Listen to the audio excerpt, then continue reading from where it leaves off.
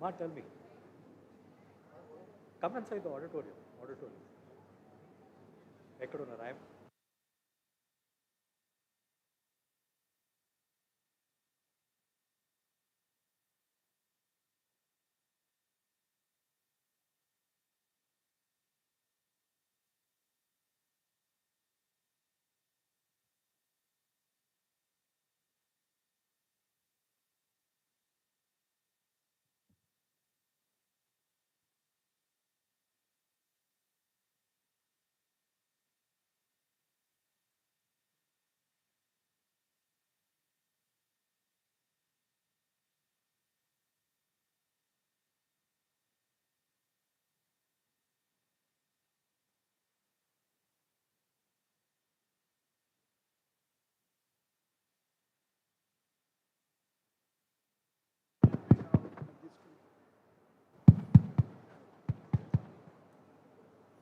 We start? I'll just...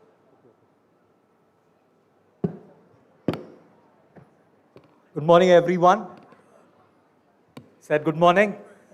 Warm welcome to this 109th Foundation Day celebrations.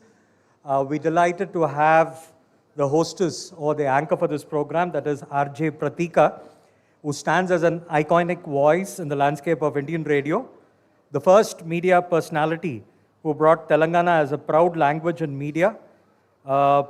She has celebrated as the premier and most and celebrity radio personality in Hyderabad. With a career spanning nearly 2 decades, she has become synonymous with the city's airwaves, consistently delivering most listened to shows that resonate deeply with the massive audiences. RJ Pratika carved a niche by championing the authentic Telangana accent, a bold, stylish choice that challenged industry norms and transformed local broadcasting. This commitment to her roots helped her host legendary programs, which became one of the most successful. Today, she continues to dominate the airwaves as a senior radio jockey, recognized as the most popular and frequently awarded voices in Hyderabad. Her achievements and accolades, there are plenty to read, but she's the winner of the Best Radio Jockey title for 2025 Padma Mohana Awards, recipient of the Indian Radio Forum Best Radio Jockey Award, honored as the Radio Jockey of the Year at the ACEF Awards. Now, today she would be taking care of the Foundation Day celebrations as such. Welcome into our midst, RJ Pratika.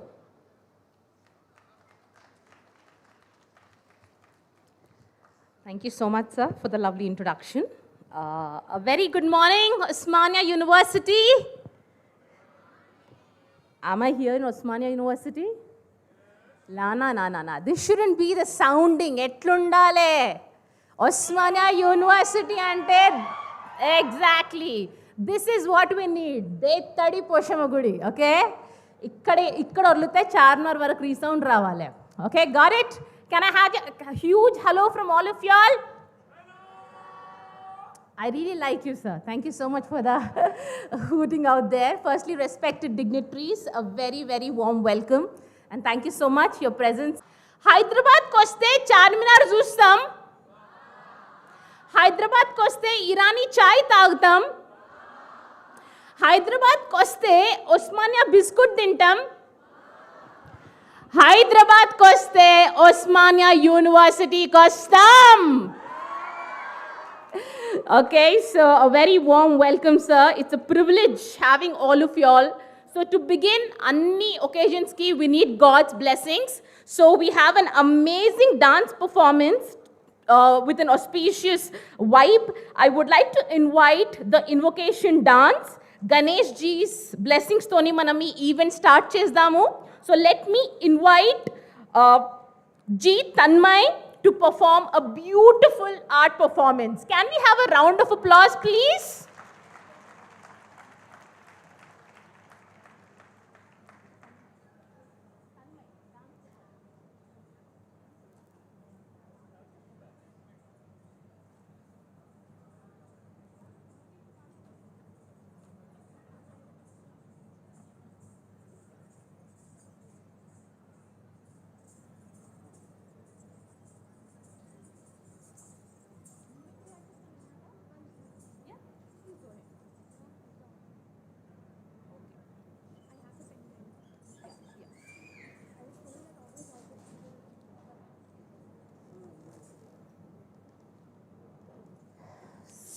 Yeah, we have Tanmay over here. Can you please have a round of applause? So it takes a lot to perform in front of so many people. So please encourage artists.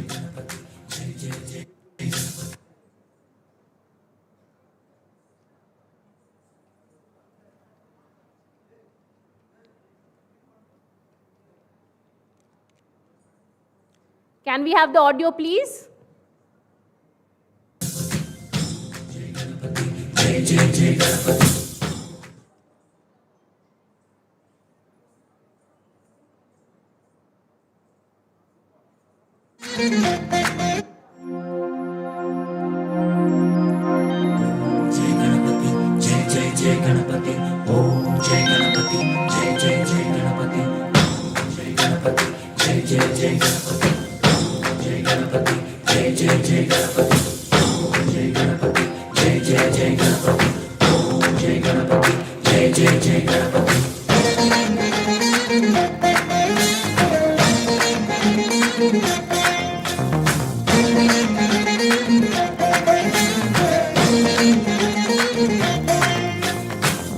జయ గణేశ జై కొడత గణేశ జయములింపు బొజ్జ Ganesha Ganesha hi hi Ganesha అడిగేస్తా Ganesha అభయమివ్వు బుజ్జి గణేశ గణేశ లోకం నలుమూలలా లేదయ్యా కులాస దేశం పలువైపులా ఏదో రభస మోసం జన సంఖ్యలా ఉందయ్యా హమేష పాపం హిమగిరులుగా పెరిగెను తెలుసా చిట్టి ఎలుకలు ఎక్కి గట్టి కుడుములు మెక్కి చిక్కు విడిపించగ నడిపించగ చెయ్యి తమాషా గణేశ గం గణపతి గణేశ గం గణపతి గణేశ గం గం గం గం గం గం గం గణపతి.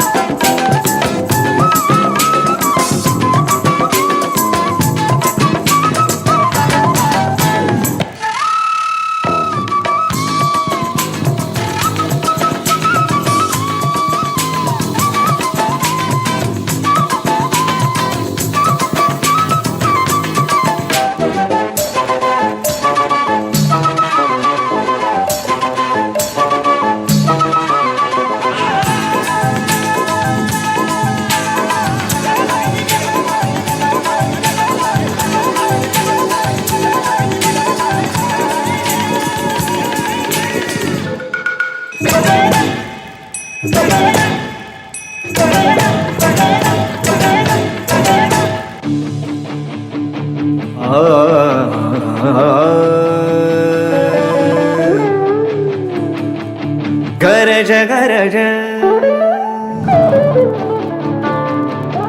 గరజ గరజ ఆజ మేఘ ఘనన ఘనన ఛాయోరి धमक धमक चमके बिजुरी कहत है ऋतुराज आयोरी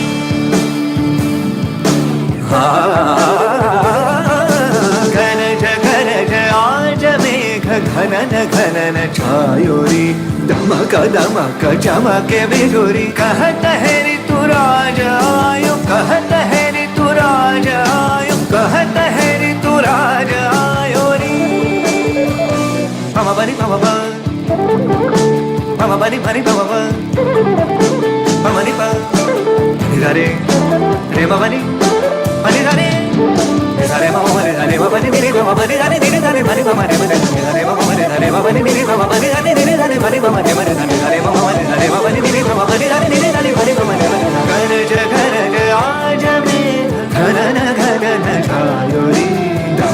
चमक चमके बिजुरी कहत है ऋतु राजा आयो रे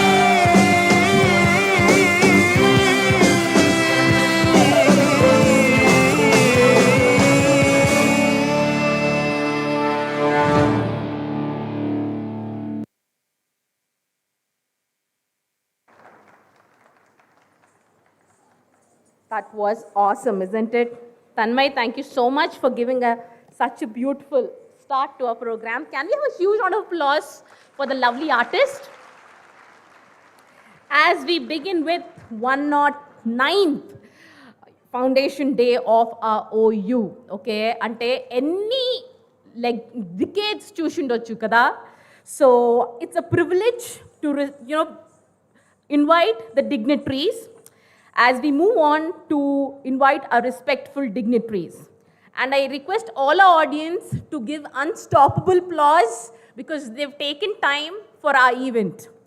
First, I would like to request Professor, the Vice Chancellor, Kumar Molgaram Garu, onto the stage, please. Can we have a huge round of applause? We can be more energetic. Come on. A very warm welcome, sir. Yes, sir. Next, I would like to invite Professor B. Sudhakar Garu onto the stage, please. Can we have huge round of applause for these amazing dignitaries? Claps తక్కువైతే నేను పోయని చెప్పాల్సి వస్తుంది. So అది రావద్దంటే మీరు claps కొట్టాలి, గట్టి కొట్టాలి.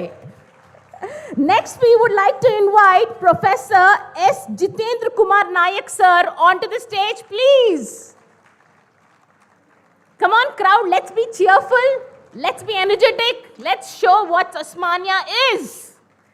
Let's welcome Professor Nagesh Reddy Garu onto the stage, please. Can we have a round of applause?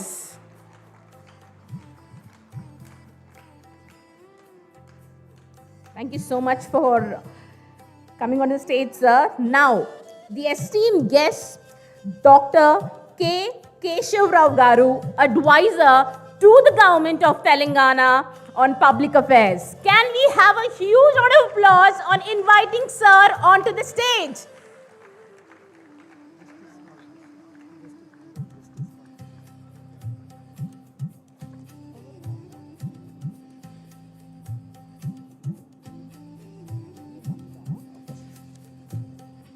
Okay. So with a small delay, we would like to also invite a great honor and a deep respect, Tony. We invite our chief guest, our Honorable Justice, Nagesh Bhimapakka Garu, High Court of Telangana. Can we please have a round of applause for him, please?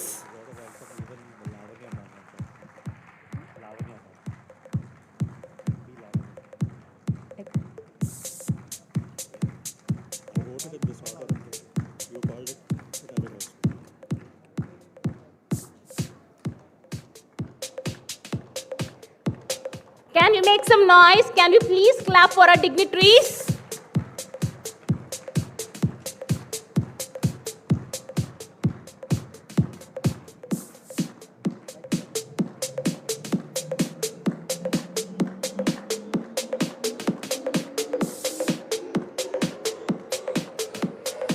And I would like to even request Lavanya Garu, B. Lavanya Garu, to please come onto the stage. Can we have a huge round of applause for Lavanya ma'am, please? She's having a cheerful smile. So a smile ni match kavalante mee claps kottali gattiga. Okay. And I also welcome Sri Mohan Guruswami Garu, alumni, economist and public policy analyst. Thank you so much for coming and decorating our stage, sir. It's a pleasure having you. Can we go ahead? Yeah. And now I take the privilege to invite Dr. Keshav Rao Garu, advisor to Government of Telangana on public affairs. Already he's on the dais. And also Sri Vem Narendra Reddy Garu, advisor to Government of Telangana, who would be joining us within some time. So right now we have a bouquet presentation which would be done by Patrick Garu. So over to Patrick, sir. Can we have a round of applause, please? Thank you so much, Pratika ma'am. You're making the energy come out of the people here. May I request our Honorable Vice Chancellor to welcome the chief guest of this event, Justice Nagesh Bhimapaka Garu, with a floral bouquet.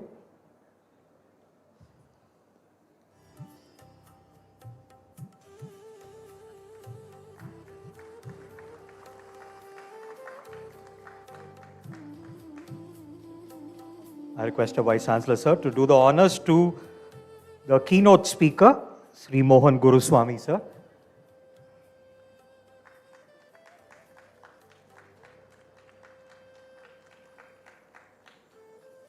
Sir, kindly do the honors to Dr. K. Keshav Rao, sir.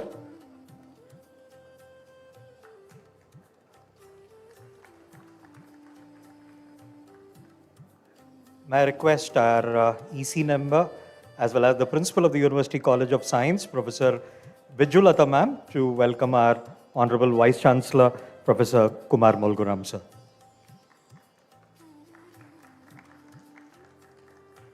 May I request another EC member as well as a senior professor, Professor Usha Sri ma'am, to welcome our registrar, Professor G. Naresh Reddy, sir, with a floral bouquet.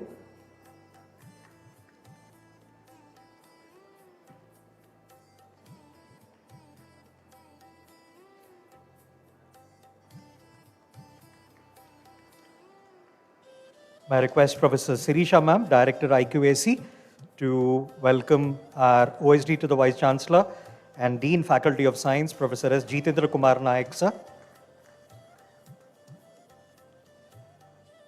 Now I request the Principal of PG College Secunderabad, Professor Kavita ma'am, to welcome Professor B. Lavanya ma'am.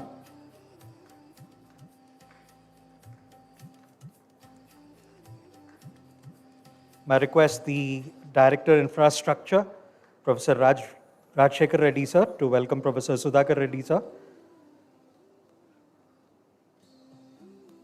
who is the chairman of this 109th Foundation Day celebrations.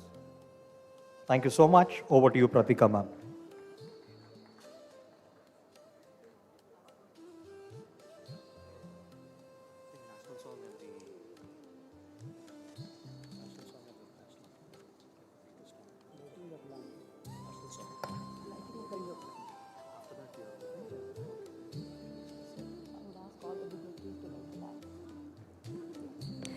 Thank you so much for decorating the dais, sir. All the dignitaries, as every program starts with Jyoti, means power. So let light remove darkness. So we all request our dignitaries to participate in the lighting of the lamp, please.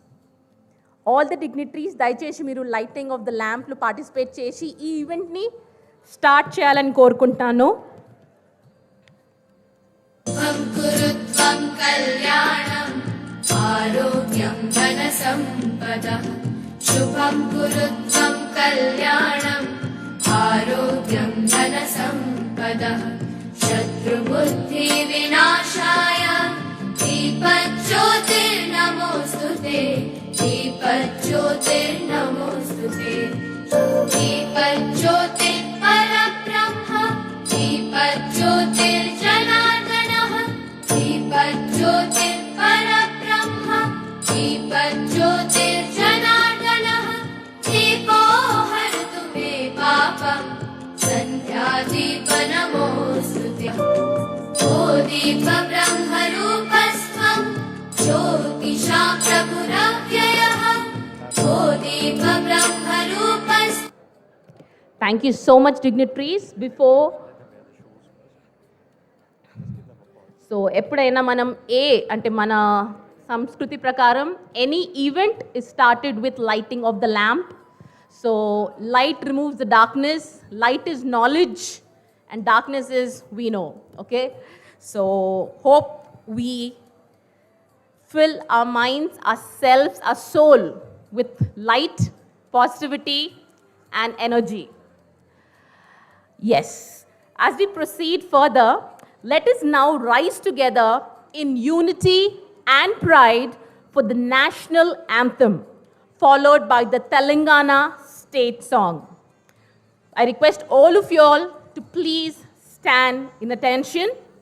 जनगण मन अधिनायक जय हे भारत भाग्य विधाता पंजाब सिंध गुजरात मराठा द्राविड उत्कल बंगा विंध्य हिमाचल यमुना गंगा उच्चल जलधि तरंगा तव शुभ नामे जागे तव शुभ आशीष मांगे गाहे तव जय गाथा जनगण मंगलदायक जय हे भारत भाग्य विधाता जय हे जय हे जय हे जय जय जय जय हे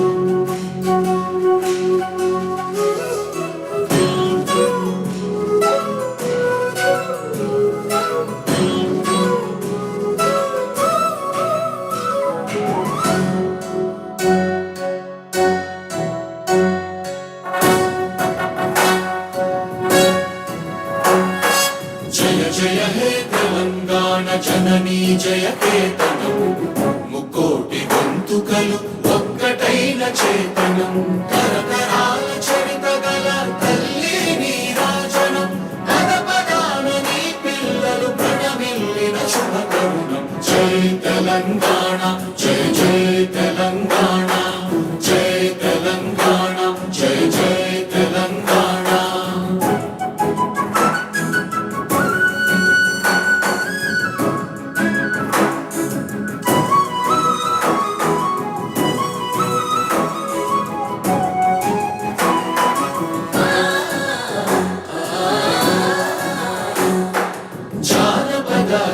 జీవన చావళీలు చాలువార కవి గాయక వైతాళిక కళల మంచీరాలు జాతిని జాగృత పరచే గీతాల జనజాతర అనునిత్యము నీ గానం అమ్మ నీవే మా ప్రాణం జై తెలంగాణ జై జై తెలంగాణ జై తెలంగాణ జై జై Telangana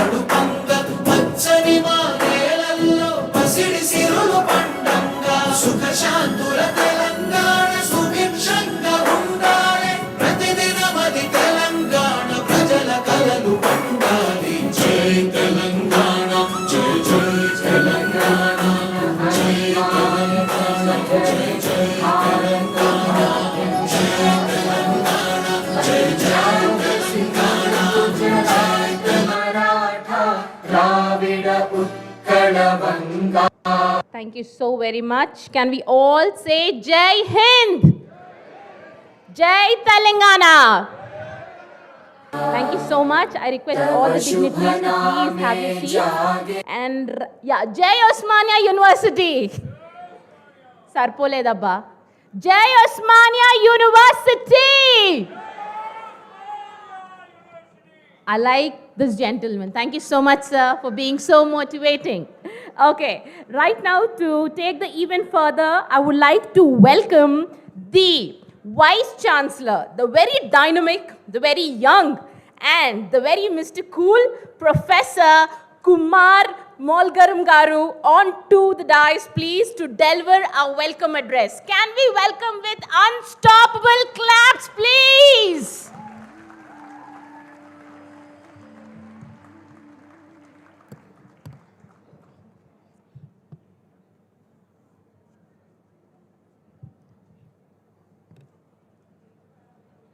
Honorable Justice Nagesh Bhimapaka garu, Honorable Judge, High Court of Telangana State, today's guest of honor, Sri K. Keshav Rao garu, Advisor to the Government of Telangana, another guest of honor,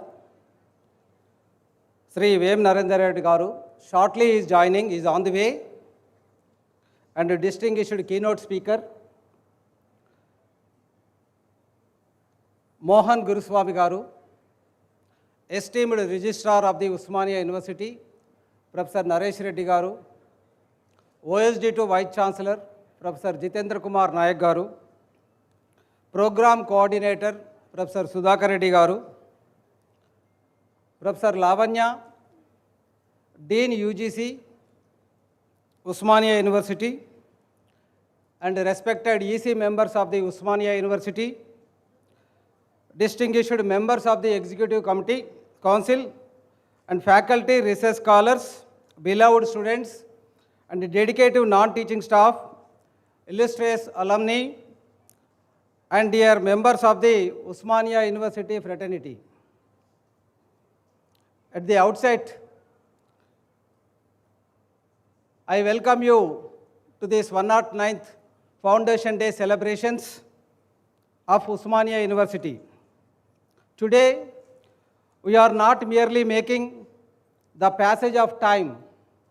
We are celebrating 109 years of intellectual courage, social commitment, and transformative education in Osmania University. We bow our heads in reverence to the visionary founder, Mir Usman Ali Khan, 7th Nizam of Hyderabad, whose bold and inclusive vision gave India its first vernacular university, making higher education accessible to the common citizen. In doing so, he laid the foundation of the institution that would stand for equity, accessibility, and excellence. As Rabindranath Tagore beautifully said, the highest education is that which does not merely give us information, but makes our life in harmony with all existence. The true strength of Osmania University lies in its people, individuals who have not merely succeeded, but redefined excellence in their fields. Statesmanship and governance. Sri P.V. Narasimha Rao garu, architect of India's economic reforms and former Prime Minister of India. Syed Akbaruddin garu, India's articulate voice at the United Nations. Mohan Guruswami garu, a leading public intellectual. Y. Venugopal Reddy garu, Padma Vibhushan awardee and eminent economist. Shivaraj Patil garu, key figure in India's legislative history. Ramachandrudu Tejavat, distinguished administrator, exploration and science area. Rakesh Sharma ji, India's first man in space. V.K. Saraswat, architect of India's missile programs. Rafi Ahmad ji, global leader in vaccine science. Global business and innovation area. Sri Shantanu Narayan garu, global technology leader. Karan Bilomiria, global entrepreneur and UK legislator. G.V. Krishna Reddy, infrastructure pioneer. Vani Kola, leading voice in startup ecosystem. Sports and media excellence. P.V. Sindhu, Olympic icon. Muhammad Azharuddin, cricketing legend. And Harsha Bogle, voice of game. Maithili Raj, pioneer of women's cricket. Sania Mirza, global sporting icon. Pullala Gopichand, mentor of champions. Arts, cinema, thought leadership. Sham Benegal, pioneer of parallel cinema. Dasari Narayan Rao garu, cinematic legend. Tanikella Bharani, literary and artistic stalwart. And Kancha Ailaya, voice of social justice. A tribute to Dr. B.R. Ambedkar. We take immense pride that Dr. B.R. Ambedkar was conferred an honorary degree by Osmania University. His timeless words guide us: educate, agitate, organize. Osmania has carried this spirit forward by empowering those who had long been excluded from the corridors of opportunity. With University of Inclusion and Transformation, with 12 faculties and 56 departments, Osmania University stands as a beacon of inclusive education. It has opened doors to first generation brilliant learners, enabled marginalized communities to rise with dignity, transformed aspirants into achievements. Countless students have walked into this campus with limited means but unlimited determination and emerging as leaders of change. This is true measure of our success. Osmania, a cradle of social and political consciousness. Osmania University has not only educated minds, it has awakened society. Its pivotal role in the Telangana movement reflects its identity as a space for democratic dialogue and social justice. As Nelson Mandela said, education is the most powerful weapon which you can use to change the world. Honoring builders of the institution, we pay tribute to the 25 vice chancellors who shaped this university across generations. We also honor an unsung heroes, non-teaching staff, administrative personnel, librarians, technicians and supporting staff and retired professors, their silent and present professors and their silent dedication in the foundation upon which this great institution stands. The future navigating with AI and ML technologies, robotics and quantum computer. We are entering into the era defined by artificial intelligence, machine learning and quantum computing and robotics. The future demands adaptability over rigidity and creativity over repetition, ethics over more efficiency. Osmania must lead this transformation by integrating technology with human values. As Albert Einstein said, the true sign of intelligence is not knowledge but imagination. A collective call to action to our students: be fearless in your dreams. To our faculty, be relentless in your pursuits of knowledge.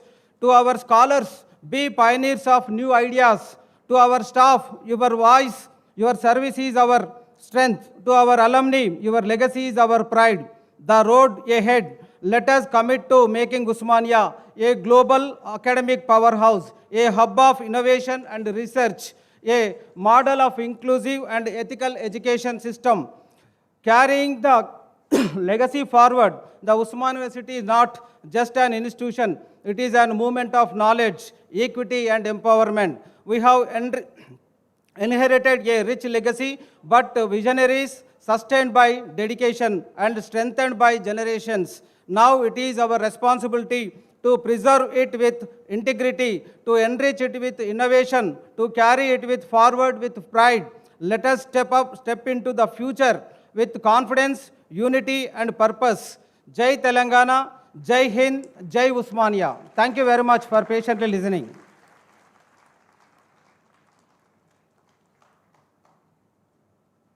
Thank you so very much, sir. Your insightful, inspiring words and glorious history of OU were truly enlightening, and every word resonates pride and knowledge and inspiration. And right now, going further, as Peter Ducker reminds us, the best way to predict the future is to create it. And your leadership is clearly shaping the future, sir.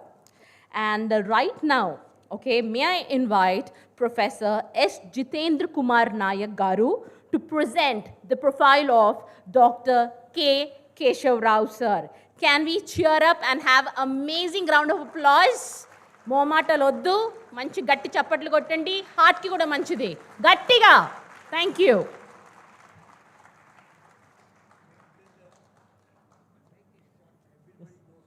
Yes, sir. Yes, sir. Yeah. Good morning to all, respected dignitaries on the dais, and ladies and gentlemen. It's my profound honor to introduce Dr. K. Keshav Rao Garu, a towering statesman, veterinary parliamentarian, and distinguished educationalist, whose career in public service spans over 6 remarkable decades. Currently serving as the advisor public affairs to the government of Telangana with cabinet status. Dr. Rao Garu remains a pivotal figure in shaping the state's socio-political landscape. A seasonal legislator, Dr. Rao has served three distinguished terms as a member of parliament in the Rajya Sabha. His administrative expertise was forged as a cabinet minister in the erstwhile state of Andhra Pradesh, where he managed the critical portfolios of education, industry, and labor. Throughout his journey, he has held esteemed leadership positions, including the presidency of Andhra Pradesh Congress Committee. Dr. Rao's intellectual foundation is rooted in Osmania University, where he has earned both his MA and PhD from the Arts College. His commitment to democratizing education led him to play a foundation role in establishing Dr. B.R. Ambedkar Open University, India's first open university. A man of letters, he has authored influential works such as New Deals to Education, advocating for systemic reforms and lifelong learning. Beyond the halls of parliament, Dr. Rao is an accomplished journalist and former editor of the Daily News. His versatility extends even to the arts. He is the producer of the critically acclaimed film Nimajjanam, which earned a national award in 1979. Known for his deep commitment to democratic values, civil rights, and administrative transparency, Dr. Rao blends scholarly insight with a grassroots connections. We are all privileged to have a leader of such immense intellectual depth and experience with us today. Please join hands with me in welcoming Dr. Keshav Rao Garu. Sir.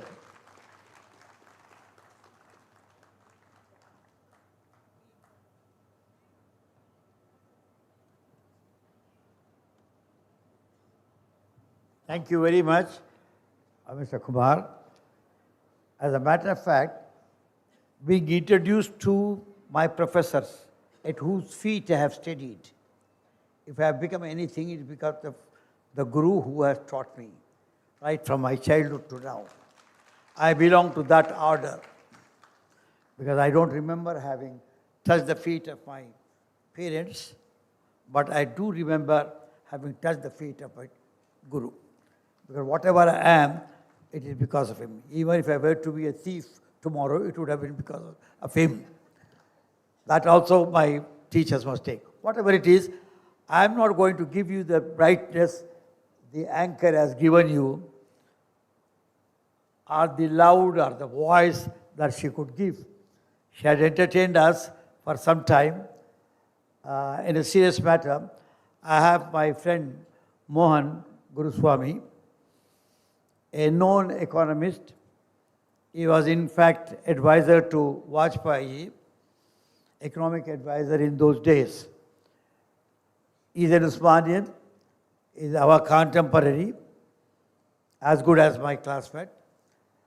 So we served along with him, Jayapal Reddy and all others were part of it. Now on this occasion, my first thoughts really go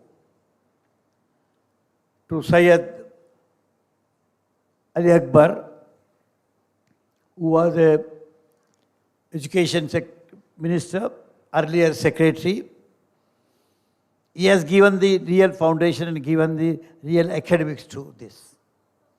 Also the Vice Chancellor, Ross Haider, who was our first Vice Chancellor here for 2 years, besides Chatterjee, because we had one college, Nizam College, which was not under Osmania at that time. It later became part of Osmania. So when I think of Osmania, to which all we belong, I really don't know. Mr. Mohan was reminding me, do you know this building looks bigger than the hall that we had earlier seen. It is good that Kumar might have added something here. It is good. But let me also go on record to tell you, we all oppose the building of this particular auditorium. Because we were in the student movement, student leader, myself and Jayapal Reddy. We did not have money. We were charging the fee, increase the fees of the university boys to build the rock gardens. We said the rocks be rocks only, but let our pockets not be stolen. So that I really go, because I was reading in one of your magazines just now given, or Siddiqui Sahab reminding us of samosas or chai, the kadak chai, not the Irani chai, but there used to be kadak chai in Telangana. That was being served at the Bashir canteen. And Roda Misri used to run our canteen here. I mean, he wrote all about that in the magazine that you had, Centenary magazine. I was saying, you see, you conjure up all these kind of things and think of this. But let me tell you, Osmania, for its science faculty, also engineering, was known all over the world, if not world, at least in the country, for its excellence. We are one of the best teachers, professors, Subbarao, good. And I'm happy the Vice Chancellor has read out some 50, 60 names. The alumni and the one who have brought some kind of a name and a fame for this university. And we are happy there could be many more. It is not that Kumar thinks that there are only people in the Osmania who have done good. There have been many more. And the size of his paper or the time limitations has restricted him from doing it. Now I go back all of a sudden to my beginning. I should congratulate, I have just now seen Executive Council. I congratulate all the new Executive Council members because we have been waiting for this for very long and I have been after it, and only last week we could clear that, and we have one of wonderful, very new, fresh, young boys with academic background and commitment. And I know few people will be disappointed, but whatever it is, that is the way things are done. And whatever has been done with a good intention. And I congratulate you all for a good academic scope for that.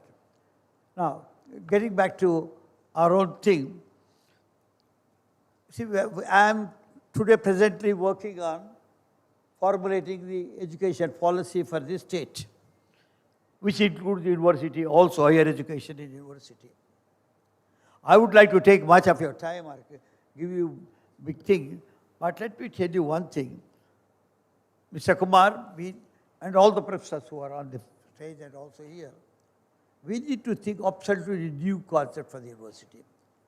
University, which is universita, is nothing but a community of academics, of teachers, of our gurus, whoever it is. But it is not that. Let us not restrict it. Let it really restrict it to the community as such. Because we need to go out, go beyond the classrooms or the books that we teach, the 60 books or the library pages. Unless you go beyond those things, unless you identify yourself with the society, it will not be university. So university, for my definition, is nothing but a social space. Let us do not think a four-walled thing is a university. So, Mohan, you would agree, we need to make, though it is a concept, we need to make the university a social space where the boys have all the freedom to think for themselves, think as they like, to be corrected by you who know something better. So, university here, that is why what I call is, instead of classroom, it should be a nodal university, node university. There should be node, it should spread out with the spikes and reach everything. And that is why we are trying to bring in a multiple studies into your courses, where you have a chemistry can be married to philosophy, physics can be married to mathematics. You are all right. Knowledge is not one particular discipline. That is what exactly we need to look into. I don't know, we are working out the model on that. It will sound very harsh when we read. But when we practice, because what we are trying to do it is make everything applied. Even your mathematics today has become applied mathematics. Physics is applied physics. Chemistry should be applied medicine. Anything, unless it is useful to us and applied to the society, it is no study at all. I will not take much of your time in this, but tell you, please, because the professors are with me and I am a little tempted, please, if the schools, I am asking the schools to do it, but the universities must do it. University is the only one place where inquisitiveness should be encouraged. If somebody, after all, we come here not to study the books. Books are all there, already there with me. They are all on the computer. What is not there or what is not in the book is there in my mind.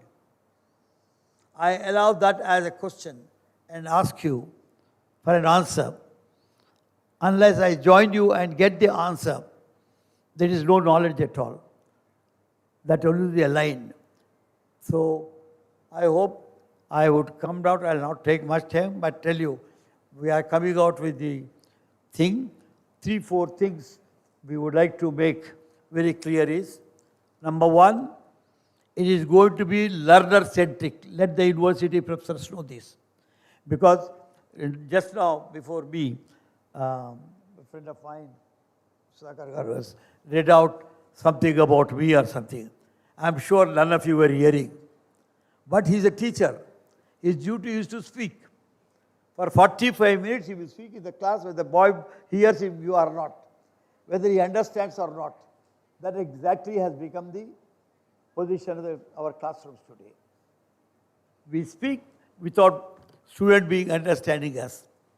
Whether the student pays attention to you or not, you go on speaking. That is teaching now.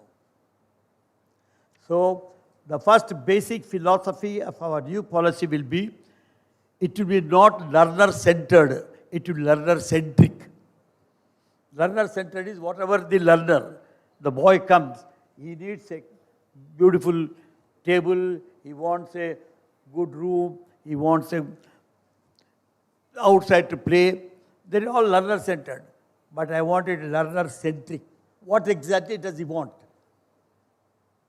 Unfortunately, the university must tell us. I went to the education college the other day.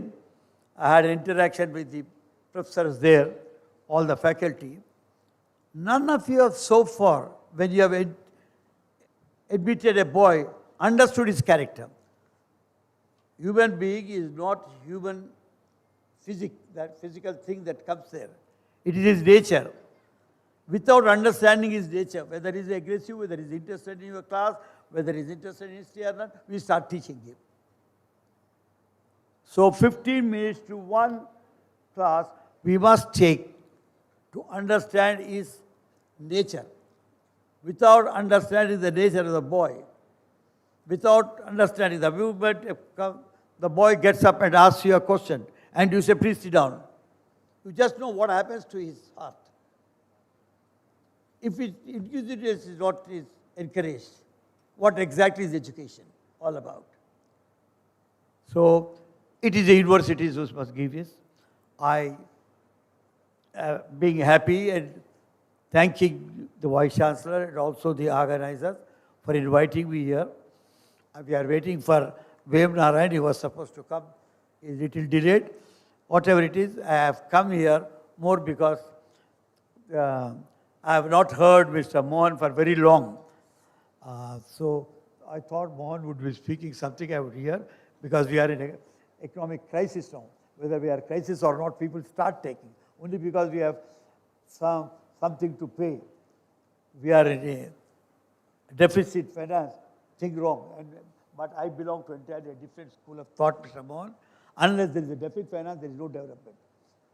So deficit financing is, to my mind, is also in the line of economics.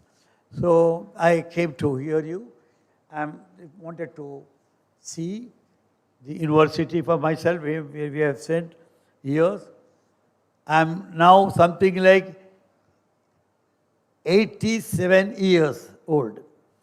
So just imagine, I was here in 1964.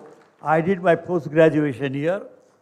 So you can imagine the entire university and other things. So I thank you once again. Let us wait. I'll have chance. Just now, the principal told me that I used to teach here in the journalism department. So he said he'll invite me to the journalism department. I would go. I'll have a nice time there. Thank you very much.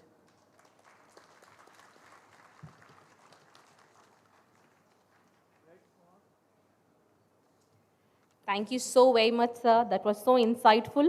అట్లా మీ college డేస్ని గుర్తు చేసి మమ్మల్ని మీ college డేస్కి తీసుకువెళ్ళి అలా తీసుకెళ్ళి మళ్ళీ వాపస్ తెచ్చేసింది sir. That was pure nostalgia. I respect you for that, sir.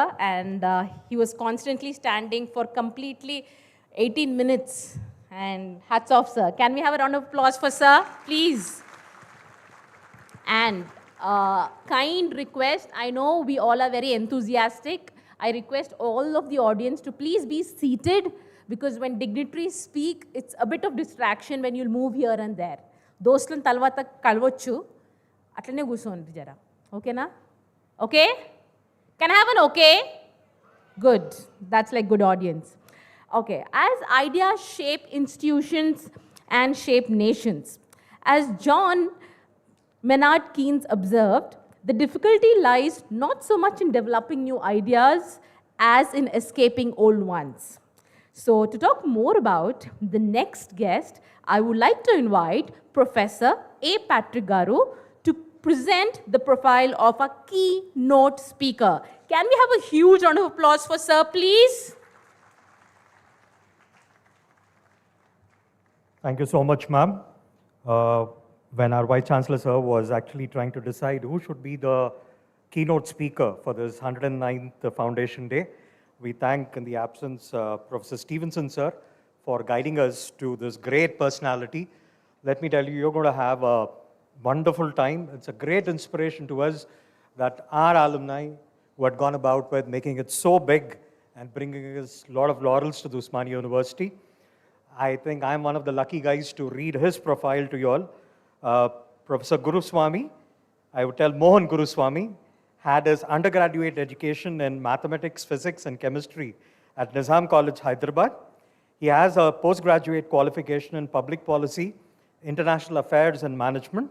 Among others, he is the alumnus of the John F. Kennedy School of Government, Harvard University, and the Graduate School of Business at Stanford University, with an interesting career path that includes teaching, senior management, journalism, and in government as an advisor to the finance minister with the rank of secretary to the government of India. He has been a distinguished fellow at the Observer Research Foundation, New Delhi, and the chairman of the Center for Policy Alternative, New Delhi. Mohan Guruswamy is widely traveled in India and abroad and is an author of several books on policy issues, some of the recent being The Looming Crisis in India's Agriculture, India, Issues in Development, India's World Essays in Foreign Policy and Security Issues, India-China Relations, The Border Issue and Beyond, and the latest being Chasing the Dragon, Will India Catch Up with China? He has written monographs on the internal security situations in Jammu and Kashmir and in the tribal homelands of central India. He is a frequent commentator on national and international TV and radio on matters of current interest, and writes a widely read and disseminated newspaper and magazine columns. His recent papers on redefining poverty, income inequality, backwardness of Bihar, and economic development in West Bengal, FDI in retail, India-China relations, and Tibet have been published in well-regarded journals like the EPW, that is the Economic and Political Weekly, Seminar, and Journal of Public Policy, UK. I can go on and on reading a lot of his other things, wherein he gives lectures at the Indian Institute of Public Ad, Army Warfare College, Colleges of Air and Naval Welfare, United Service of Institution, National Defense College. Mohan Guruswamy was also senior non-resident fellow at the Atlantic Council, Washington, D.C., senior visiting fellow at the Institute of World Watch, Shanghai, and Hainan, and a member of the Board of Management for Research Studies at the United Services Institution, New Delhi. So we are really privileged today to have in your midst and listen to you and the things that is in store for us for this 109th Foundation Day celebration, sir. All yours, Mohan Guruswamy, sir.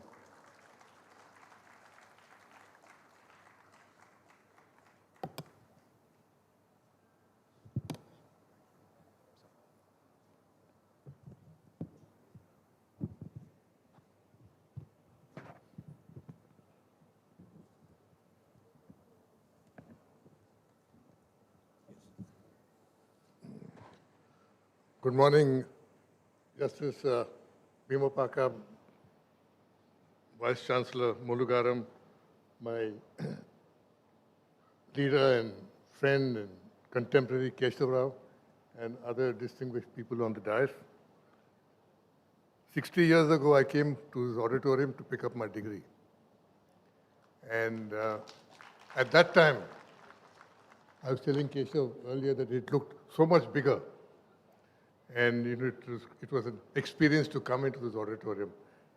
And I'm glad I've come back after so many years. I also, when I was driving up here to the landscape gardens, I drove past the Arts College and I saw the students' lounge entrance. The lounge used to be our canteen those days, and the entire Telangana movement was planned in that lounge. So the meetings used to be held there every day. You know, the Telangana movement began as a students' agitation. It began in the Arts College. And in the country, states like UP, Bihar, Rajasthan are much too big to develop uniformly. And unless they come to size, they will not be able to progress. If you look at the distance, the smaller states have done much better in India in the last 10 years. And this is some lesson for policymakers to learn. But we will not learn because we are more focused on politics. So UP, which has the second lowest per capita income in the country, accounts for 25% of its politics.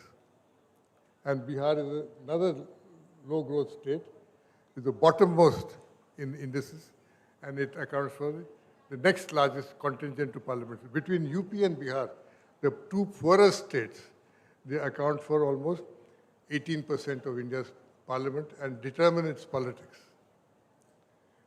So I think there's a lesson in decentralization to be learnt here, but I don't know if the people in UP with the double-engine government are going to learn that lesson, and they are very happy with being huge and big. But today I won't talk about economics because it's a subject I've pretty much lived with, and I wanted to talk about something else. We are all concerned today about how artificial intelligence is taking over. Everywhere you go, people talk about AI. Are we ready for AI is the big question. Now, if you look at the history of technology, it began with the arrival of man in Stone Age, and that was 3 million years ago. But since then, progress has been slow, and the real progress has taken place in the industrial age in the last 150 years, 200 years. And even in the industrial age, the real progress came with the advent of the information age, which was after the end of World War II. World War II transformation owed to the need for army artillery people to calculate trajectories of guns. When you fired a gun, the shell went up in the air, and it took a curve, it encountered wind, it encountered different wind speeds, so you had to calculate how you're going to raise the gun to fire it. So they should do it manually, and by the time they calculated it manually, things had changed. So they evolved a machine, a punch machine, through which they fed the data, and the machine would give you how to aim the gun. So with that began the first post-war transistor. Now, when the transistor came in 55, 56, I remember I was very young. We used to have the small Sony radios. We all used to carry these radios in our homes, and it used to play BBC wherever we went. Now, So that was the advent of the information age. The transistor, which packed what hundreds of valves could do into one small thing, then started driving our information age. The information age then went into computers, internet, digital technology. Internet changed communications completely after that. Now, the AI is the tip of that revolution sparked off by the transistor age. The information age is a historical period that began in the mid-20th century. It is characterized by a rapid shift from traditional industries to an establishment established during the industrial economy to an economy centered on information technology. The onset of the information age has been linked to the development of the transistor. And what is a transistor? A transistor is a semiconductor device used to amplify or switch electrical signals. It basically lets in a current and then shuts it off. So it keeps switching very fast. Then all informations are converted into 0 and 1. So it keeps processing at a very high speed. Now, transistor is considered one of the 20th century's greatest innovations. Because on this transistor, whatever has happened in the last 60, 70 years has worked around the transistor. The first transistorized computer came in 1956. This was the TX-0 and was built in the MIT in Boston, making a significant milestone in the development of modern computing. When I, as a graduate student at Cambridge, to sit in an air-conditioned room, when we went into near the computer, we had to put on masks and put on gowns, put on overshoes, because the computer was so sensitive. But now we know we have carrying dozens of those computers in our pockets and walking around. Integrated circuits led to very large-scale integration, billions of transistors on one transistor, on one chip. And so what the people said, or the specialists said, that a CNC machine comes, it is the end of the assembly line. World of economics will change because you don't make hundreds of cars in one shift, but you can make different cars in one shift. So you can make an Ambassador, you can make a Fiat, you can make whatever you want in one shift. But they said that will be the revolution. So that did not happen. We said it is going to change the world. CNC machines came, people bought CNC machines, installed them in their factories, but it didn't change production. Because CNC machines then became just a part of the entire production system. And after CNC machines, you had the next big innovation was 3D printing. When 3D printing came, if you all will recall, that in the 80s, people said 3D is going to change the world. All parts will be made in small lots. Anything can be copied. Any material can be reproduced. So you want a plastic part, you got a plastic part. You wanted an iron part, you got an iron part, and so on. 3D machines came. Now you have 3D machines in Narayanagoda also. But it did not change anything. It passed. Just as we are all afraid of AI. Right now we are all saying that we will not have jobs. And we're all worried about AI. 3D also passed. And like that, I'm opining that even AI will pass. AI will become an adjunct to our great production systems. So, whatever people predict does not really happen. When the prediction takes place, people are rushing us into investment. So suddenly you will have in the next 15, 20 years, huge overinvestments in AI. Everybody will be putting money into AI, and a lot of people will make money in AI. And when AI doesn't fulfill its promise, they'll go on to something else. So we are seeing these cycles taking place in our age. So I'm saying don't get scared of AI. It is going to come, and we're going to put it to use and make use of it, and it will not overtake us. But AI brings with it certain issues also. Is AI going to substitute people? Even today's newspapers are saying that AI is going to replace people. And Meta, which is the owner of Facebook, saying it is going to lay off 10% of its staff because it's going to focus on AI. Actually, what Meta is doing is cutting short, it's overstaffed, it's cutting short and putting that money into R&D of AI. But what is happening is that AI does not replace people. AI only supplements what people can do. And that is the less where the seats are available and anything complicated to be done by human beings. So I don't think as students you have to worry about AI. AI will only supplement what you can do. But the merchant bankers and the technology people who are driving to raise money will keep hyping AI till lots of money gets poured into it. Now,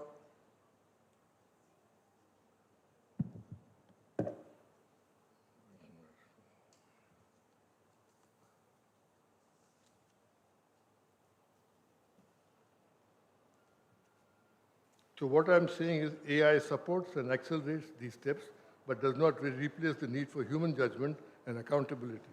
As a result, AI helps us do their jobs more effectively rather than replacing them, making these roles less likely to experience direct displacement and shifting engineers' work towards system-level thinking, orchestration, and product and design tasks, rather than repetitive tasks.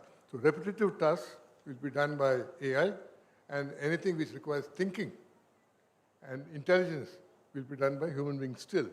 That means the human being's capacity to do more work, productivity increases.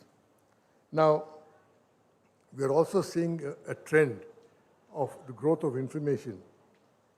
Human knowledge is expanding exponentially, with estimates suggesting a doubling rate that has accelerated every 100 years from 1900. So the body of knowledge has doubled from 1900 to 2000. But after 2000, something else is happening. This knowledge is doubling every 12 hours in the last 5 years. So by the time we finish this function, knowledge has increased. This surge is driven by technological advancements, AI, data processing, and increased global connectivity. You can talk all over the world at very high speeds. Previously, when we used to study in Osmania University, we had to write a paper. We would go from library and shelf to shelf, looking at books, reading dozens of books. Now on Google, in 2 minutes, the equivalent of reading 20 books is sorted out. You get your quotations. While this allows rapid innovation, it creates challenges in managing information. Now the problem is what to see. When I joined the university in America, the librarian told me the most important thing for you is to know what is where. If you know which book is on which stack, then 90% of your work is done. So now we've got so much information, we must need to process what is where. Now, the problems bringing with knowledge acceleration is that artificial intelligence, machine learning, advanced data analysis tools are accelerating the pace of scientific discovery. Now, in 1990, the entire human genome was identified in 10 years, something which people said it cannot be done. And then they predicted that when the human genome is identified, all the DNAs are classified and located, then we will know which disease to treat how.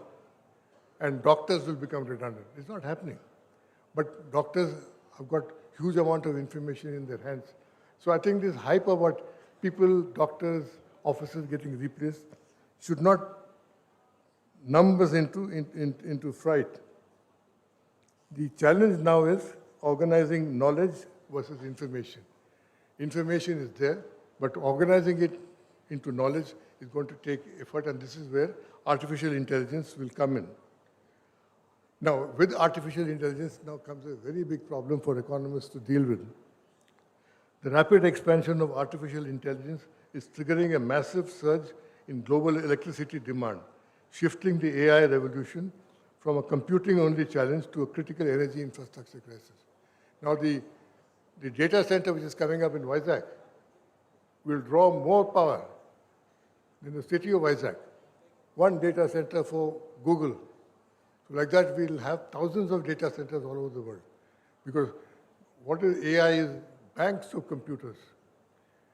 A data center will be as big as the landscape gardens with cooling systems, energy systems, which means it needs going to generate a lot of power. Power means a lot of heat. A lot of heat means cooling. So new challenges of engineering will take place. So your jobs will not decrease. You need more refrigeration engineers, you need more air conditioning engineers, you need more electrical engineers, you need generating. So this business that AI will replace people is not going to happen. It is theorized now that 53% of the new jobs will be the old jobs again. So AI will take only 40% of the new jobs. So I think this is something we have to keep in mind. Data center energy consumption is projected to more than double by 2030. That's 6 years from now. You'll need twice the energy. Is Telangana ready for it? Mr. Keshav Rao, you should speak to your government and find out what are the preparations for that. Because that will come. It will be on us very fast. The Chief Minister is announcing new data centers. But where is the power going to come from? Where are the power plants going to be? Are we going to use coal? Where is the hydro project? Are we going to go back to nuclear? So these are things we have to worry about. Now, data, I'll just give you an idea of what data center will use. From 945 terawatt hours, from 460 terawatt hours now, to 2030, it will go to 1,000 terawatt hours. That is the volume of power we will need. And AI's share of power is going to be 19% of what is going to come from data centers. Now the strain on the infrastructure, this. Telangana, which was supposed to have a nuclear plant in Nagarjuna, Telangana, which was supposed to have a nuclear plant in Nagarjuna Sagar, is not going to have one. You're going to have one project in Khammam, is not going to come. Because people have created a scare of nuclear power. But there are thousands of nuclear power projects in the world, and mankind is able to harness it. So you'll have to take a call on that again. Renewable energy, solar works only in the day, and wind works only when the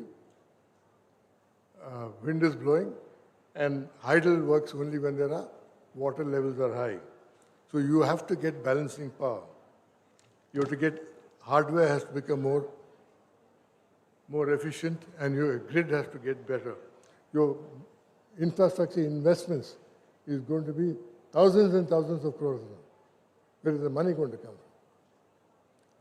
In 1950, the entire 5-year plan for the whole of India was 260 crores. Now, if you do a 5-year plan, it will cost you 1 lakh crores. That's the kind of money you're talking about. Where is the money going to come from? Now, I'll come back to the basic question. Are we going to have people for this? When you have so much of power, so many new jobs coming up, in India, we have 1,200 universities, 46,000 colleges, and 12,000 standalone institutions. Now, 73% of students are enrolled in government-run institutions. You see the challenge between government-run institutions and private institutions. You just have to go along the highway to see that most of your government schools are closed. Only 30% enrollment in Telangana for government schools. Most of your private hospitals are functioning well. The government hospitals are almost shut down. When a minister falls ill, where does he go? He doesn't go to Gandhi Hospital. He goes to Apollo or wherever. When the IAS officer falls ill, he will go to Apollo because the medical scheme covers him for that, not to Gandhi Hospital. As a result, government hospitals are suffering and the quality is low. And even villages, poor villages will go to a private hospital, not to a government institution. So you have to wonder, where are you going to get, are you going to have any government institutions at all? If only 30% of rural children are going to government schools, where are the schools going to come from? And a government school, even by our standards, the teachers are underpaid. A teacher's salary in a government school is less than half that of a private a private school is less than half of a government school. But why are children going to private schools? The question we have to ask ourselves. I was in a meeting with Mr. Keshav Rao the other day with the Chief Minister called for a meeting, and they were all talking about how to improve the capacity of government schools. What is the capacity going to, you're paid, government teachers are paid more, government schools have better buildings, then why is the capacity dropping?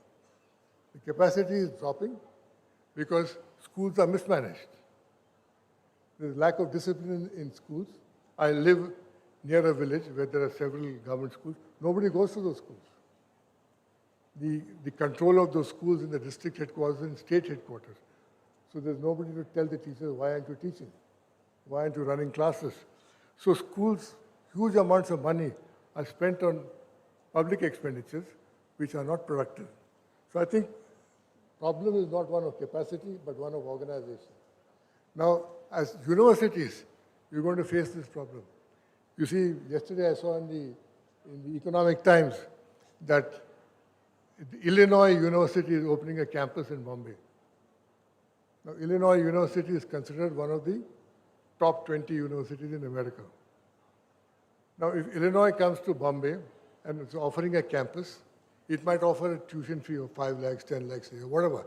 People will be willing to pay for it and go for it because they think that we're going to get a standard education. What will happen then to our government universities? We've seen what happened to government schools. We have seen what happened to government hospitals. Will our universities also fall the same way? Will they all be empty shells? As another 10 years from now, there will be a proliferation of private universities. Already in Hyderabad, you see 5 or 6 private universities. Their buildings are better than most campus colleges. Now, a Malla Reddy University, which cannot compare with Osmania University in standards, has far better buildings. But the professors there are paid half or less than half of Osmania University. So it is a factory. It's a production unit, not an educational institution. But they are going to proliferate. They're going to dominate. I went to lecture at a private university near Delhi about 2-3 months ago, General University. Its campus is better than an American university. Highly organized campuses, air-conditioned rooms, classrooms are modern classrooms with all kinds of fittings, projection fittings, loudspeakers, recording. Students were all people from upper classes or upper middle classes. People who could not get admission on merit will come to these colleges. But when they finish, they think they are better than a government university because his social graces are more, speaks English. And when you go for a bank job, your interviews are in English. So the man who speaks English, comes out of the English system, gets preferred.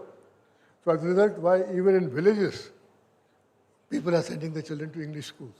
Now you have 2 systems of education. You have Telugu medium for common people and Telugu and English medium for people with money. They go on different streams. Now they are coming to 2 more streams. You have streams going into government universities and private universities. What is already the government has created a system of elitism. Now IITs, IIMs, all are elite institutions. When we went to IIM, we were told that you are a part of the elite. You are no longer in the university system. You are above the university system. Our government itself has made IIM, IITs very elite. Now, that elite is a merit elite, an educational elite, but now you're creating a new elite based on money. If you have money, you will go to a campus which is well equipped, looking beautiful, everybody dresses well there, they come from a certain social class. So by the time you're through, you will have a huge elite which is not an elite, an elite which is a social elite, and then you'll have an educated elite which becomes the underclass. So who joins the IAS? Who joins foreign companies in India? You have to look at the profiles of where they had their education. So as people in the government system, you and me have to worry about what is going to happen to these thousands of crores we spend every year on government institutions. So if you are worried about AI, don't worry about AI, you worry about this. Leave AI worrying to people who will deal with it. AI is going to finish government educational institutions if you're not careful. Are we ready for the new age? India has the world's largest higher education age population with 155 million people, young adults between the age of 18 to 23, entering universities. and this will rise to 165 million by 2030. The total student enrollment in higher education is 44.6 million. Higher education alone. In 2023, the gross enrollment ratio is 30%. Now, how are you going to provide for them? Are you going to have two standards of education, private? And don't worry about my children. My children will always go to good colleges because if they don't get merit, they'll pay money anyway. But what happens to people who come from the middle classes, lower middle classes? Where do they go? So I think, Mr. Keshav Rao, you're chairing the government's education department. You have a job on hand. You've got to get the system up by its bootstraps to take on the challenge of private sector. Now, the commercialization of education is another danger. Education institutions are not supposed to be profit-making institutions. Today, every third MLA runs a college. तुम क्या कर रहे हो? मैं college चलाता हूँ साहब. मेरे पास 300 बच्चे हैं. 300 बच्चे को निचोड़ो. Part-time lecturers. I was on the board of a IIT in North India, and we are finding that engineering colleges, you're not getting PhDs. Nobody's doing PhD. Now MTechs are teaching BTechs. So what is going to be the challenge for Osmania University? Osmania University might get teachers because your salaries are higher, but private universities will teach BAs with BAs. Now, I think you need to set up standards, and then you have massification of education. The whole of Telangana, the whole of South India, the whole of India, if you have got B.Tech syllabus, everybody has the same syllabus. Same books, same teachers, same standards. Now, you massified education, and there is no competition between institutions. Whether you're a graduate from Osmania University or a graduate from Utkal University, the standard is the same. So unless you make institutions compete, and therefore make them independent silos, even in Telangana, if you have 6, 7 universities, make them independent, make them compete for standards. American universities thrive, British universities thrive, because they compete with each other. Here there is no need to compete. So if you don't get admission into Arts College, you will go to Nizam College. If you don't get admission in Nizam College, you will go to Balgonda College. It doesn't really matter. And then the teachers belong to a large system which leads to rote learning. We all, when we used to study in Osmania, we used to take the guidebooks and read and do our exams. We had to reproduce well. But when I went to, say, IIM Ahmedabad, there was no rote learning. We were completely unprepared for it. You were given a case and asked to analyze it. At Harvard, it was the same. When I went to study economics, they said in one term, 5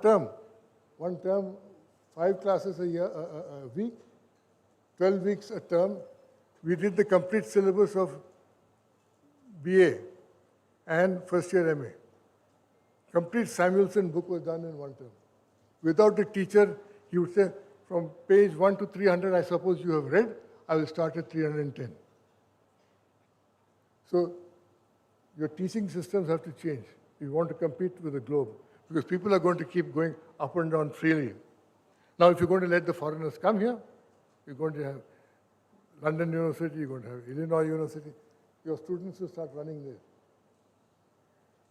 So I think we have a job here, the creeping foreignerization of higher education. Why are we encouraging foreign universities? Question I ask. Why don't you improve your own standards? You're asking foreign universities to come because you feel yourself that my standards are not good. If your standards are not good, why don't you improve? Rather than allow some foreigners to come here. Once the foreigner comes, the entry into the country will be total. They will infiltrate our minds, they'll take over our children. So you worry about it. I think I won't give you all any more lectures on this, but I keep worrying about this. You know, I'm the second oldest person in this hall, I think, after Keshav Rao. And I worry now that I don't have much time left and what is going to happen to our children. So I'm suggesting, I wrote a paper which I gave people in government, that each state must have its own UGC. Each state must have its own NCERT and have its own standards. So make the states compete with each other. And as the communists would say at one time, ek saman shiksha, ek saman sabke liye. Now we have many standards of education. You cannot afford that. You've got to reduce the difference between education, between lifestyles of education students, and elevate education to a new level. Are we going to elevate? We are spending less than 2% of GDP on education. A country like China spends 11%. How are you going to compete with China? How are you going to compete without a system? You've got to worry about this. Don't worry about AI. Worry about today. Thank you very much.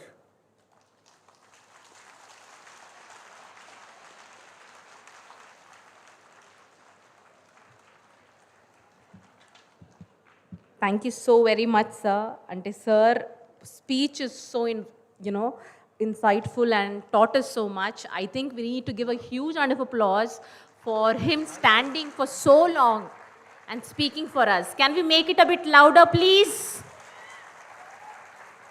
And actually, Keshav Rao sir wants to talk, so please, sir. 1 minute. It is not talking. First of all, Mohan wanted to scare us all by bringing the name of IA. Let him know that IA was created by me, so my mind runs faster than the machine, which my engineer vice chancellor will tell you all.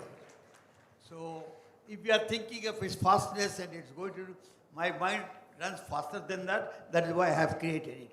So I know that it was Radhakrishna said when atom bomb was created. Don't bother, it was created by us. Number two, he comes from an entirely different background. An elite by himself, an IAS officer's son, he knows the problem. But the problems of this country is, if you are talking of Illinois, you are talking about American University, Yale University, the total population of America is 40 crores, which is equivalent to my student population here. So if I am managing the students here, I am managing America. So the question is, besides that, in a classroom when they teach, I know what you are saying. I understand that. But this is our problem. That is what we are working on. And we are working on for centuries. I know you are a little impatient on that. But in a classroom, when you ask a teacher to teach, if there are 30 boys or 40 boys, they are from the different groups. And this teacher is supposed to go all the waves, 30 waves, to reach all the people, which is impossible, as psychologists will tell you. Many of the psychology professors will tell you. It is impossible for me to reach a boy who can understand, is in particular wavelength, from the boy in the last, the rural area you talked about. It is impossible to reach him. But we are finding out what kind of a method we should do. That is why should we split the classrooms. We brought from 60 to 30, as 1:30 as the ratio, but which is bringing it down to Montessori 15. Whatever it is, this is what he has said is things, they are food for our thought. We are thankful to him. You have brought in those questions. IITs and IMS, they are very good, but let me tell you, all people who want in the popular image, the popular demand in this country is have an English medium. This is what even your Kumar is also for that. Have English medium. Do you know that their answer is, we must talk to other people. Which country is talking in English? Except 4 countries. And how many people go out of my India? Not even 1%, not even 1%. But yet we know we need international language. I am not trying to deny it, please. So we are, IITs and others, we are taking the example. That is why I said, give the boy the space, first space. Let him be the center and let the guru be the top of it. When he asks, let him really answer, let him not do away. So I'm really thankful for the policy analysis that he has made of the both technology, the very technology that is coming up, and which is carrying us more than what it really carries. And the education system, which is really in a bad shape, not here, all over the world. Even the latest book from the America says they are worried because education depends on the space and the time. What my needs are and what needs of the time are different from the needs there. So we are looking into it. I can assure my friend that we are working on that, and actually he sent me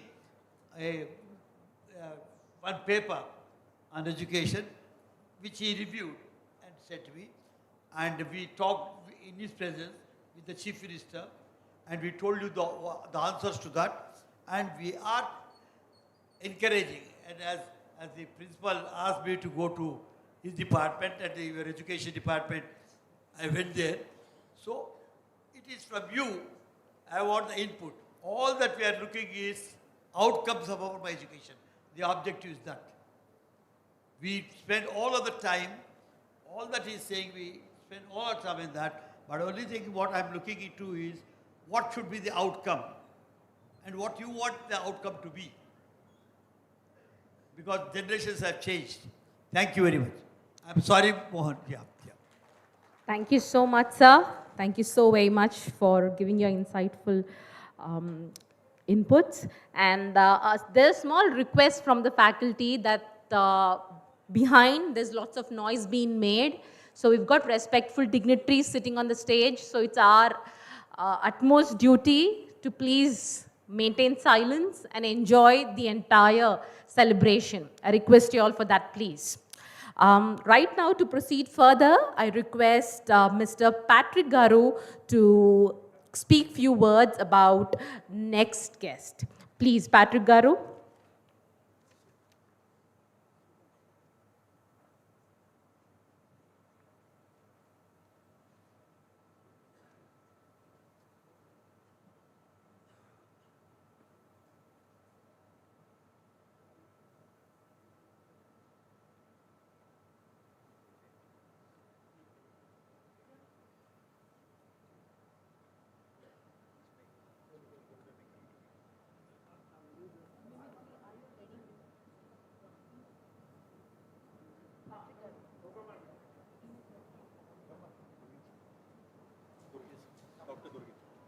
Okay, there's small delay, it happens, you know, even घर के function में किंदा में देता था, it's okay. So I request all of you all to give me a bright smile. Appatkal serious ga chusturu. Can I have a nice smile? Oh you. Okay, even more wider, like a toothpaste ad, wider. Okay, enta mandi oh you and gatti ganta chusta, okay? First this side. Oh you. ఏందమ్మా నిద్రలకెళ్ళి లేస్తురా oh you that's perfect I want listen from this side oh you perfect sir వీళ్ళని గమనించండి sir extra attendance కూడా వేసేయండి in case లేకపోతే okay right now to have a bit of entertainment we would like to invite Durgesh sir to present a small act. So I request all of you all to please welcome him with a huge round of applause. Please.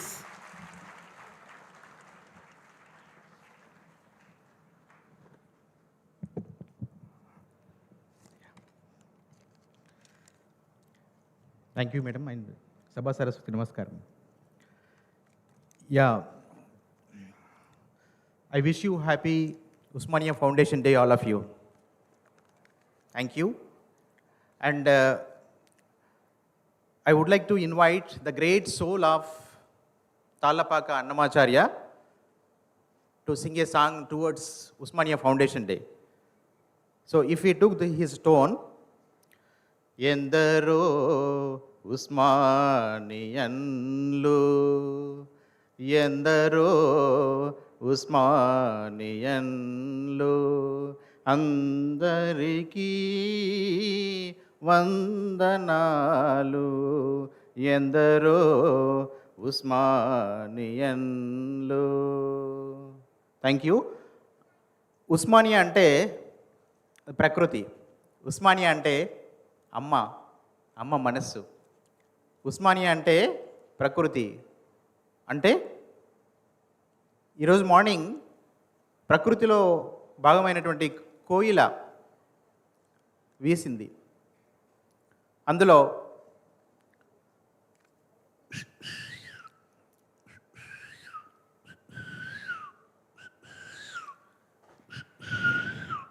అని కోయిల ఆహ్వానిస్తుంది.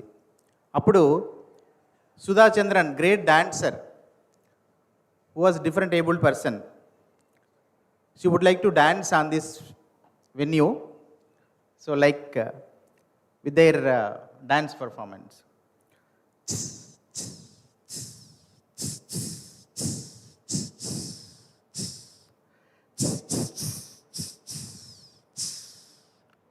ఇలా ఉస్మానియా యూనివర్సిటీలో Sudha Chandran dance చేస్తుంటుంది.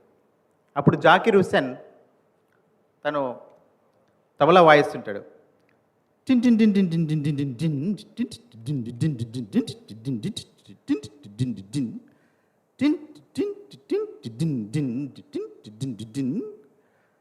తర్వాత shehnai Bismillah Khan, Bharat Ratna awardee, తను షెహనాయ్ వాయిస్తే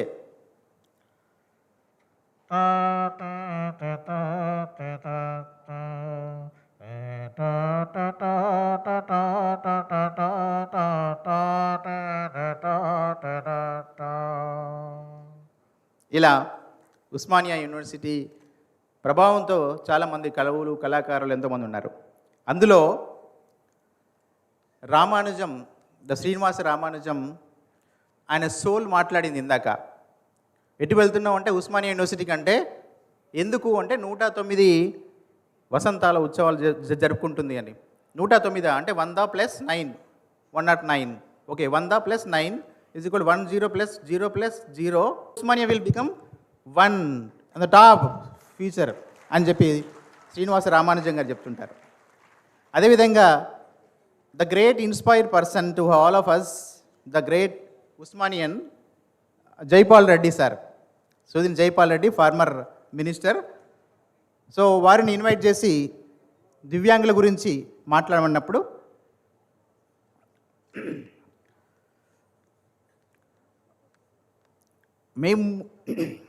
మేము మాట్లాడకపోవచ్చు కానీ మాట్లాడించగలం.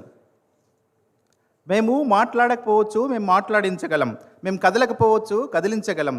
మేము స్పందించకపోవచ్చు, స్పందింపజేయించగలం అని సుదీన్ జైపాల్ రెడ్డి సార్ యొక్క వాయిస్ తీసుకోవచ్చు.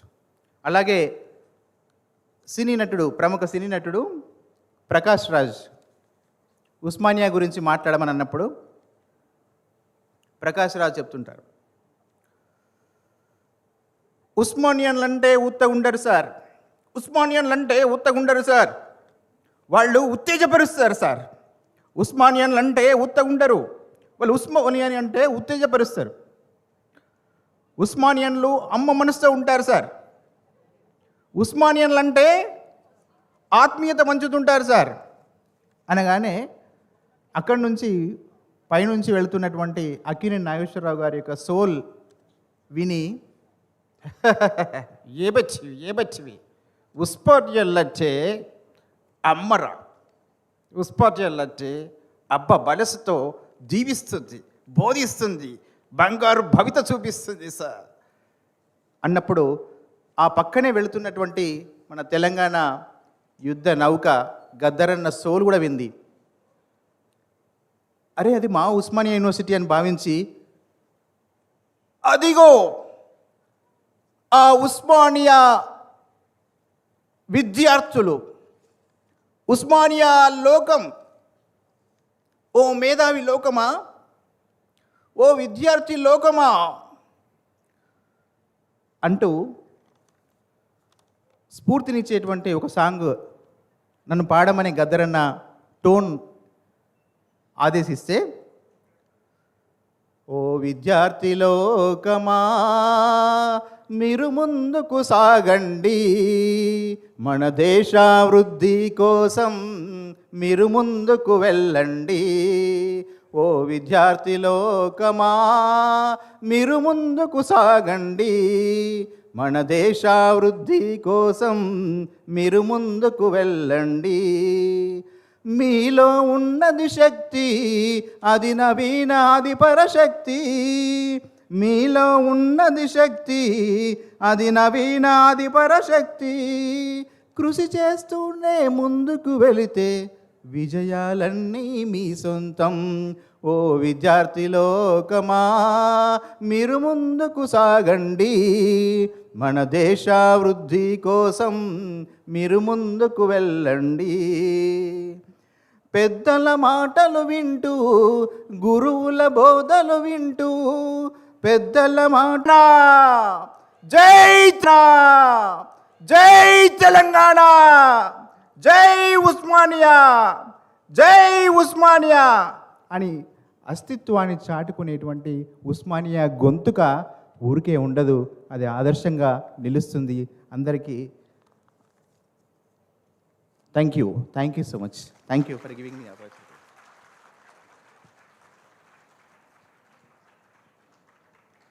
Thank you so very much for the phenomenal act, sir. And Sappudu Zarpole, can we have a huge round of applause? Yes, Osmania University 109th Foundation Day ante etlundale? Hilainchukopovale. Dettadi Poshama Gudi. Emantar? Ago atlundi. Emantaru? Can we have a huge OU? ఈయన తప్ప ఇంకెవరు నాకు support చేస్తలేరు. మళ్ళీ ఒకసారి ఇక్కడ ఎవరు గట్టిగా అంటే చూద్దాం. లాస్ట్ టైం వీళ్ళు అయినారు. OU, very good. OU, wonderful.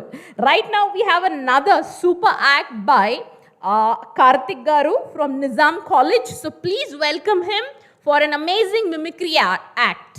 Okay, so అట్లా కుసోకండ్రి, మిమ్మల్ని నవ్వుపిస్తందుకు చిరుమంద హాసం తెస్తానికి వస్తున్నారు, జర మోటివేట్ చేయండి. ఓకేనా? Can you have round of applause for him please?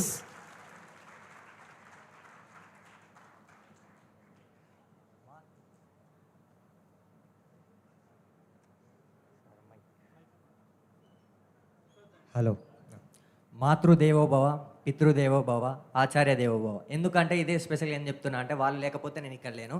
So ఈరోజు I'm Karthik from Nizam college, microbiology department. Have తక్కువ టైం ఇచ్చారు. ఫస్ట్ ఇక్కడ మనం మిమిక్రీ అంటే నార్మల్గా ఇప్పుడు ఫర్ ఎగ్జాంపుల్గా చెప్తున్నా, మన ఆడిటోరియం హాల్లోకి హెన్ వస్తే ఏ విధంగా సౌండ్ చేస్తా అనేసి ఇప్పుడు మనం హెన్ని ఇన్వైట్ చేస్తున్నాం మన ఆడిటోరియంకి. ఎందుకో తెలుసా మీకు reason? My dear brothers and sisters, are you there? Are you interested? Please give me somewhat of josh. Are you ready? Are you ready? పడుకున్న వాళ్ళందరూ లేచారా? ఓకే, స్టార్ట్ చేస్తున్నాను. హెన్ వస్తే ఏ విధంగా ఉంటుంది?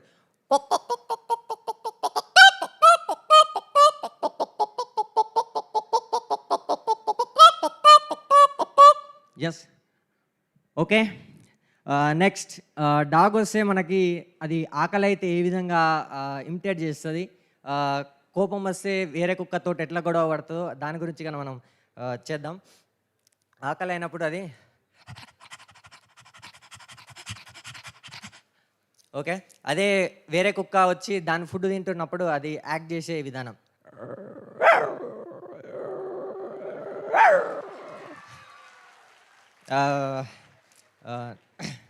నెక్స్ట్ పిగ్, అది ఫుడ్ తినేటప్పుడు ఒక వే ఆఫ్ సౌండ్ చేస్తుంటుంది.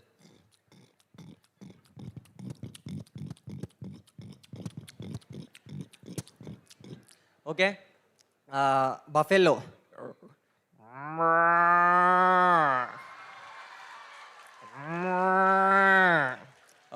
ఎనీవే యానిమల్స్ని పక్కకు పెడదాం. యానిమల్స్ కాకపోతే మళ్ళీ చంద్రబాబు ఫీల్ అవుతాడు.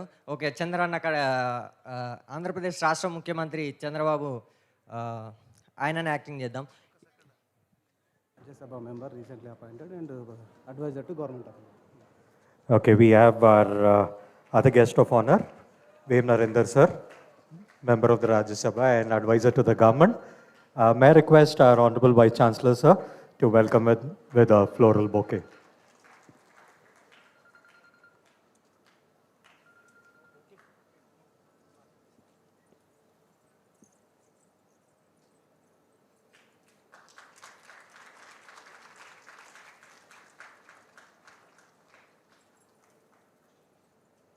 May I request Professor Naresh Reddy, sir, to read the profile of Vem Narendra Garu.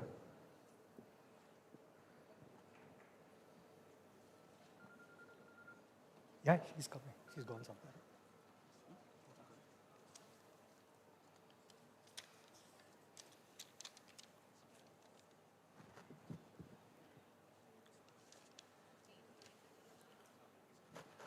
Respected dignitaries and esteemed audience, it is a privilege to introduce Sri Vem Narendra Reddy Garu, an influential leader and a cornerstone of contemporary Telangana politics. Recently elected as a member of parliament in the Rajya Sabha, Sri Reddy brings decades of strategic insight and administrative experience to the national stage. A seasoned political strategist, Sri Reddy has been a vital force in the regions of governance. He currently serves as the advisor to the Chief Minister, Public Affairs with cabinet rank, acting as a key link between the administration and the public. His legislative journey began in 2004 when he was elected as a member of the Legislative Assembly, MLA from the Mahabad constituency, where he laid the groundwork for his reputation as a grassroots leader. Throughout his career, Sri Reddy has been instrumental in coordinating large-scale development initiatives and navigating complex legislative processes. His appointment as the Vice President of the Telangana Pradesh Congress Committee and his recent elevation to Rajya Sabha underscore his role as a trusted policy influencer and a dedicated advocate for socio-economic reform. Behind his political and administrative roles, Sri Reddy is widely respected for his commitment to the public welfare and administrative transparency. Whether in his capacity as a strategist for the state government or as a voice for Telangana in the parliament, he remains focused on driving impactful changes that benefit the common citizen. Ladies and gentlemen, please join me in welcoming the Honorable Member of Parliament, Sri Vem Narendra Reddy Garu. Thank you.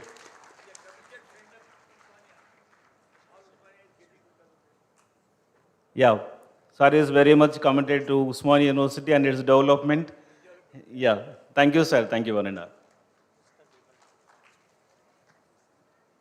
Thank you so much, sir, and thank you so much for joining us, sir, Vem Narendra Garu. We would please like you to please come and address our audience, sir. Can we have a huge round of applause for sir, please?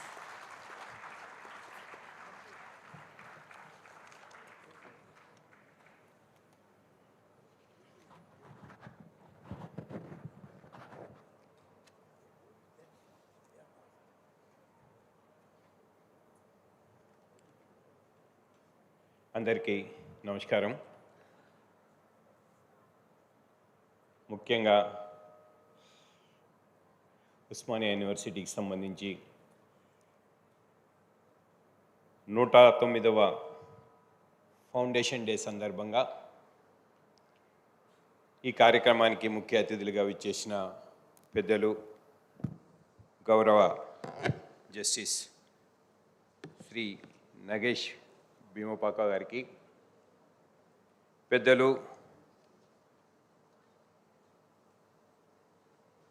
ప్రభుత్వ సలహాదారులు, మాకందరికీ కూడా మార్గదర్శకులుగా ఉండి నడిపిస్తున్న పెద్దలు శ్రీ కేశవ్ రావు గారికి, మోహన్ గురుస్వామి గారికి,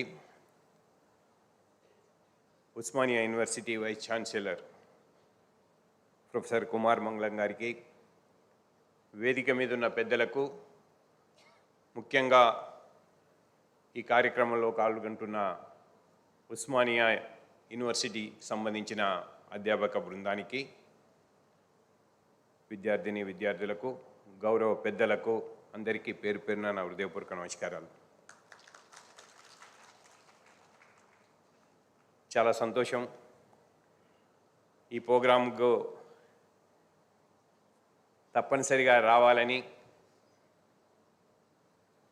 కుమార్ గారు చెప్పి, పెద్దలు కేశవరావు గారు కూడా నరేందర్ నువ్వు తప్పనిసరి రావాలి, పెద్దలు కాసిం గారు కూడా ఇక్కడే ఉన్నారు, అందరూ చాలామంది కొత్తగా ఎగ్జిక్యూటివ్ కౌన్సిల్ కూడా వచ్చినట్టుంది, ఆ ఎగ్జిక్యూటివ్ కౌన్సిల్ మెంబర్స్ కూడా అందరు ఇక్కడ ఉన్నారు, అందరికి కూడా మరొకసారి నమస్కారాలు తెలియజేసుకుంటూ, ప్రధానంగా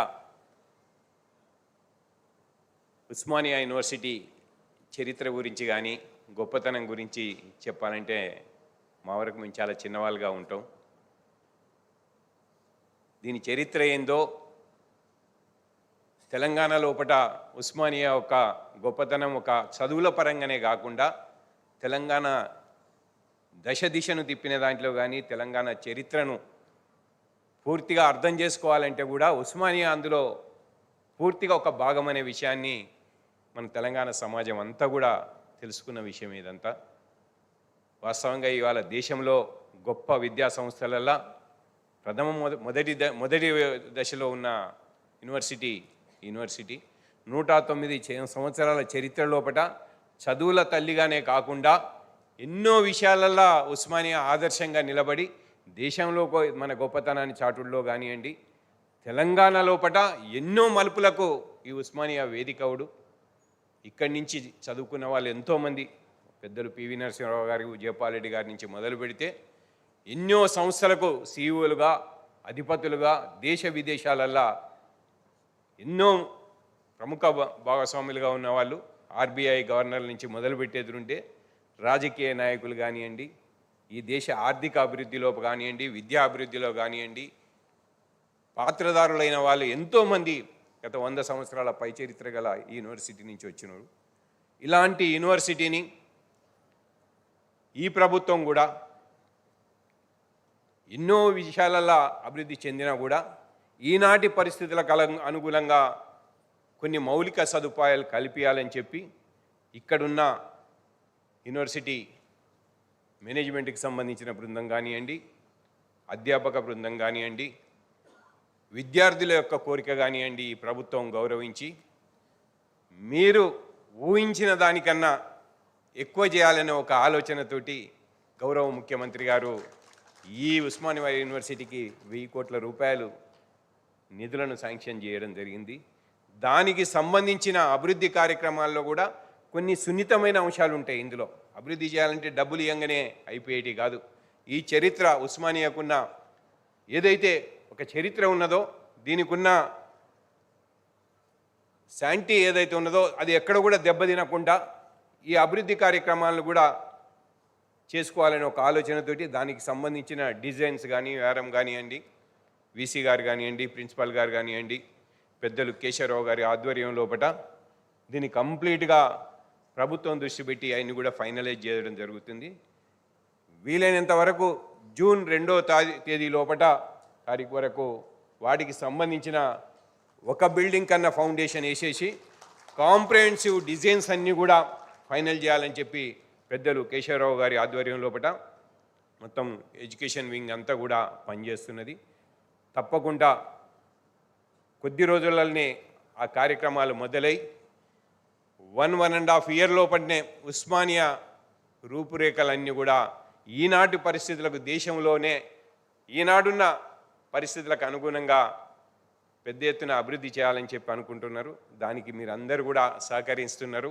తప్పకుండా ప్రభుత్వం ఒక మంచి ఉద్దేశం తోటి చేస్తున్న ఈ కార్యక్రమానికి మనం అంతా కూడా, ఎందుకంటే తెలంగాణ మొత్తానికే విద్య అంటే హెడ్ క్వార్టర్స్ ఉస్మానియా అనేది మనకు అందరికీ తెలిసిన విషయం కాబట్టి ఇవాళ విద్యాపరంగా కూడా దాదాపు 20,000 కోట్ల రూపాయలు ఖర్చు పెట్టి ఇవాళ ఇంటిగ్రేటెడ్ స్కూల్స్ అనేది ఒక కాన్సెప్ట్ తోటి దాదాపు 100 కాన్స్టెన్సీ లోపల ఆల్రెడీ వర్క్స్ స్టార్ట్ అయినాయి.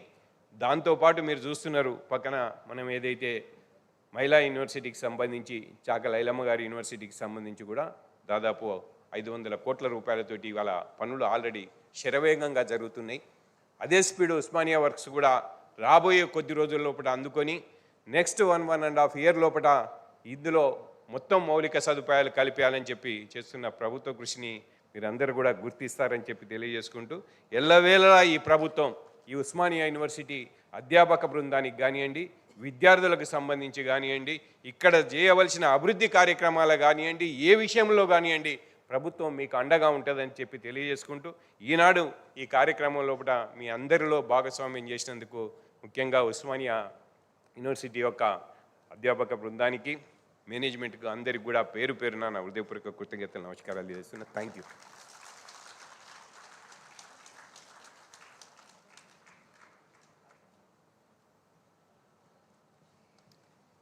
Thank you so much, sir, for the insightful words and motivating words. It's a pleasure having you on the dais, sir, today. So next, I would like to invite Professor C. Kasim Garu, Principal of Arts College, to talk about our next guest. Can we have a round of applause for Kasim, sir, please? Sir, ki full fan following unnattundi. Sir, can we have a round of applause, please, for sir?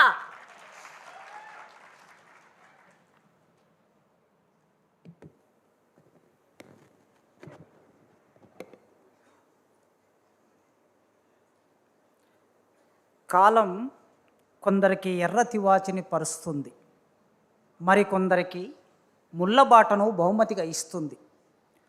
ఆ ముళ్ళబాటను పూలబాటగా మార్చుకున్న వారు కొందరే ఉంటారు. సమాజం ఎత్తుపల్లాల పర్వతం వంటిది. కొందరికే శిఖరాగ్రాన చోటు దక్కుతుంది, ఎందరో పర్వత సానువుల్లో ఉండిపోతారు.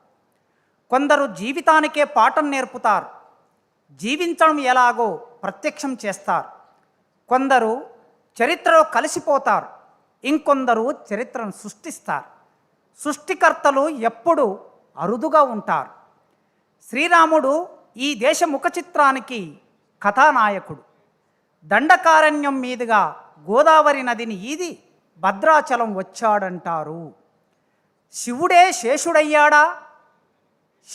శివుడయ్యాడా తెలియదు, కానీ శ్రీరాముడి సన్నిధిలో భద్రాచలములో 1969 మార్చి 8వ తారీఖున భీమపాక నగేష్ గారు జన్మించారు.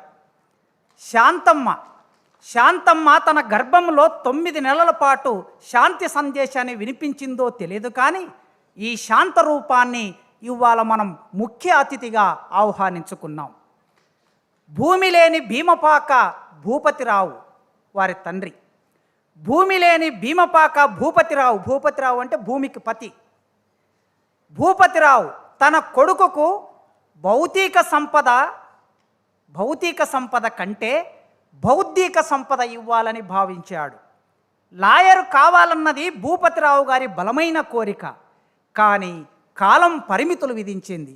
అయితే తన కొడుకు భీమపాక నగేష్ను హైకోర్టు జడ్జిని చేసి ఆ తండ్రి సంతోషపడ్డాడు. పుట్టుకతోనే కొందరికి బెంజి కార్లుంటాయి, కానీ భీమపాక నగేష్ గారు కాలినడకన రోజు 6 కిలోమీటర్లు నడిచి పాఠశాల విద్యని పరిపూర్తి చేశారు.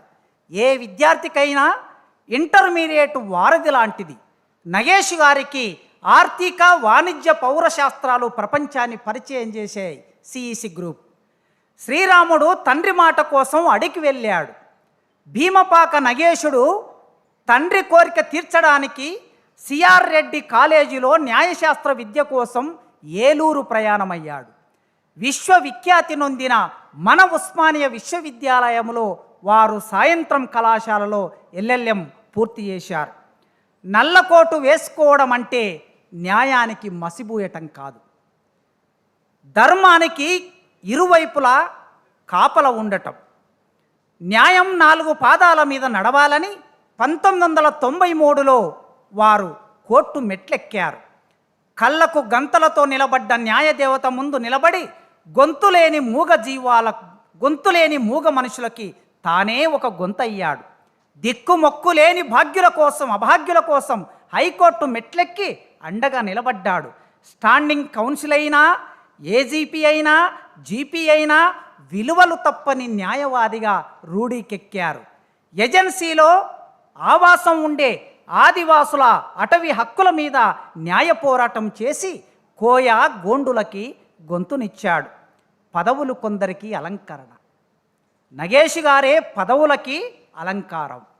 నిద్రలేని రాత్రులు, పట్టుదల, ఆకలి, కొన్నిసార్లు అప్పుడప్పుడు అవమానం వెరసి న్యాయ ప్రయాణములో ఆయన హైకోర్టు జడ్జి పదవిని అలంకరించారు. 2022 నుంచి భీమపాక నగేష్ గారు జస్టిస్ భీమపాక నగేష్ గారు అయ్యారు. అధ్యయనం, పరిశీలన, తర్కం ఆయనకు కలికితురాయి. ఆత్మగౌరవం వారికి ఆంగికము నిండా ప్రవహిస్తుంది. అంగం అంటే శరీరం. ఎమ్మెల్యే అయిన తన తండ్రి భూపతిరావు గారు ఎమ్మెల్యే అయినా తన కాళ్ళ మీద తాను నిలబడటమే నగేష్ గారికి ఇష్టమైన పని. కుటీరము లాంటి చిన్న అద్దె గదిలో రాధా పరమేశ్వరి వారి భార్య, కుటీరము లాంటి అద్దె గదిలో రాధా పరమేశ్వరి గారితో కలిసి జీవితాన్ని ఈదిన ఈ తరం గజ ఈతగాడు Bheemapaka Nagesh sir. Brevity is the soul of beauty అంటారు పెద్దలు.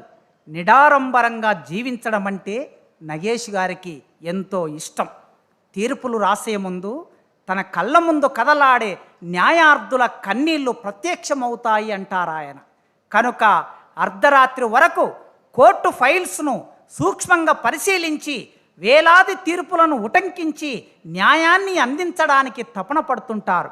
జస్టిస్ నగేష్ గారు అద్భుతమైన స్నేహశీలి. అహాన్ని భస్మం చేసిన శివుడిలా కనిపిస్తారు. వృత్తిలోనూ జీవితంలోనూ ధర్మాన్ని పాటించటంలోనూ రాజీ పడని ధీశాలి. తండ్రి నుంచి ఉపన్యాస కళను ఒడిసి పట్టుకున్న వక్త జస్టిస్ భీమపాక నగేష్ గారికి 100 ఏళ్ళు దాటిన ఓయు గుండెల నిండా ఆహ్వానం పలుకుతూ మాట్లాడమని కోరుతున్నాను.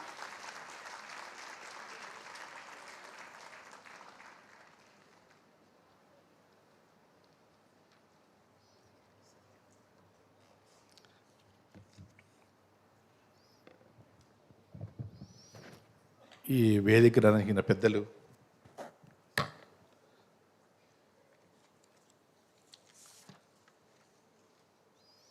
కేశవ్ రావు గారు, అడ్వైజర్ టు గవర్నమెంట్, అలాగే విఎం నరేందర్ రెడ్డి గారు, పెద్దల సభ సభ్యులు,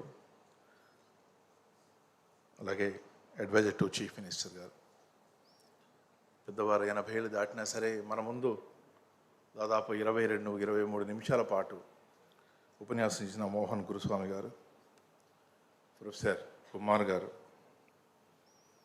ఇక్కడ హాజరైన గడ్డం నరేష్ రెడ్డి గారు, జితేంద్ర కుమార్ నాయక్ గారు, ప్రొఫెసర్ లావణ్య గారు, బి సుధాకర్ రెడ్డి గారు, అలాగే వేదిక కింద ఉన్న మేధో సంపత్తి కలిగిన ఉపాధ్యాయులు, విద్యార్థి మేధావులు, media, print media, electronic media సభ్యులు. ఇందాక నాకు అతిపెద్ద గౌరవాన్ని కాసిం గారు చెప్పడం జరిగింది. వారి పేరుతో మొన్న ఒక మెసేజ్ వచ్చినప్పుడు నేను కాసిం ఓఎస్ అనగానే ఇది ఉమెన్ నుంచే ఉన్న వేరే కాలం వచ్చిందని నేను నిజంగా భయపడ్డా. ఎందుకంటే నేను ఫోన్లు అవి ముట్టుకోను, నేను తీయను, నా దగ్గర ఫోన్లు ఉండవు. తర్వాత వారి గురించి తెలుసు నాకు. నేను వారి యొక్క వీడియోలు కూడా చాలా చూడటం జరిగింది. తర్వాత ప్రొఫెసర్ గారు కూడా రావటం జరిగింది. ఈ 109వ ఉత్సవాలు జరుపుకున్న క్రమంలో ఉస్మానియా అనే పేరులోనే ఈ గాలిలోనే ఒక చైతన్యం ఉంది. ఉస్మానియాలో ఒక వైబ్రేషన్ ఉంది. నేను 2022లో జడ్జి అయిన దగ్గర నుంచి దాదాపు ఒక 30-32 సమావేశాలు హాజరైనప్పుడు నేను కొంత గమనించాను. సభికులందరూ కూడా డల్గా ఉండటం చూశాను.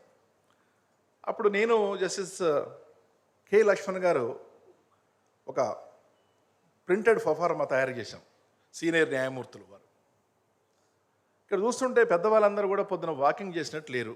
ఆదివారం కాబట్టి కొంచెం బద్దకిస్తారా, తప్పు కాదు, మేము కూడా చేస్తుంటాం. అది పిల్లలు చూస్తే వాళ్ళ ముఖాల్లో కూడా పెద్ద ఆనందమును చైతన్యం ఏం కనపడటం లేదు.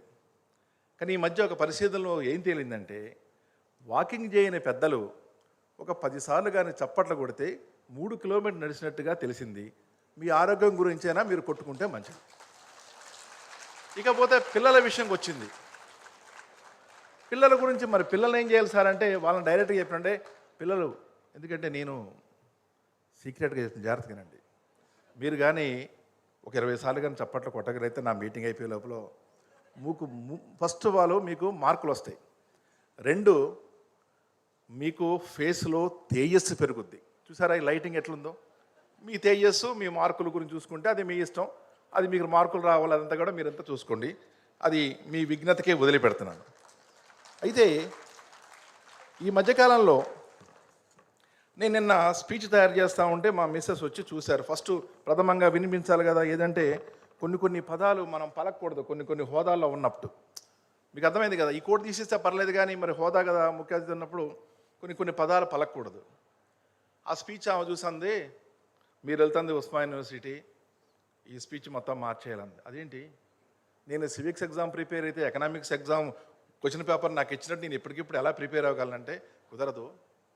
మీరు తయారు చేసిన స్పీచ్ ఏదైతే ఉందో, కొంతమంది కుర్రవాళ్ళు పుట్టుకతో వృద్ధులు, పేర్లకి పకీర్లకి పుకార్లకి నిబద్ధలు, కలలన్నా కవితన్నా వేళ్ళకు చుక్కెదురు, గోల చేసి అరవడమే అయ్యో వీరెరుగుదురు, తాతగారి బామ్మగారి భావాలకు దాసులు, నేటి నిజం చూడలేని కీటక సన్యాసులు అంటూ చెప్పుకొస్తూ నడిమి తరగతికి చెందిన అవకూలాల కుప్పలు, ముద్దురాతి చెప్పలు.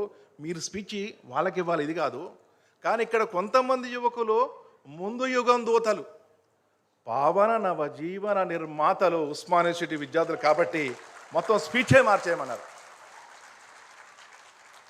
ఈ ఉన్నపాలంగా ఎట్లా స్పీచ్ మార్చగలం అని అంటే మీరేమి చెప్పొద్దు, మీ అనుభవాల సారాంశం వాళ్ళకి చెప్పండి అన్నప్పుడు ఓకే నిజమే, ఈ స్పీచ్లని పక్కన పెట్టి క్లోజ్ చేసేసి అనుభవాల సారాంశం చెప్పుకుందన్న విషయంలో వచ్చినప్పుడు నేను ఒక విషయం గమనించాను. ఫస్ట్ ముందుగా ఇందాక చిరంజీవి చాలా అద్భుతంగా తన నాట్యం ప్రదర్శించింది. తన పేరు నాకు గుర్తులేదు, ఆమెకి నేను శుభాభినందనాలు తెలియజేస్తాను.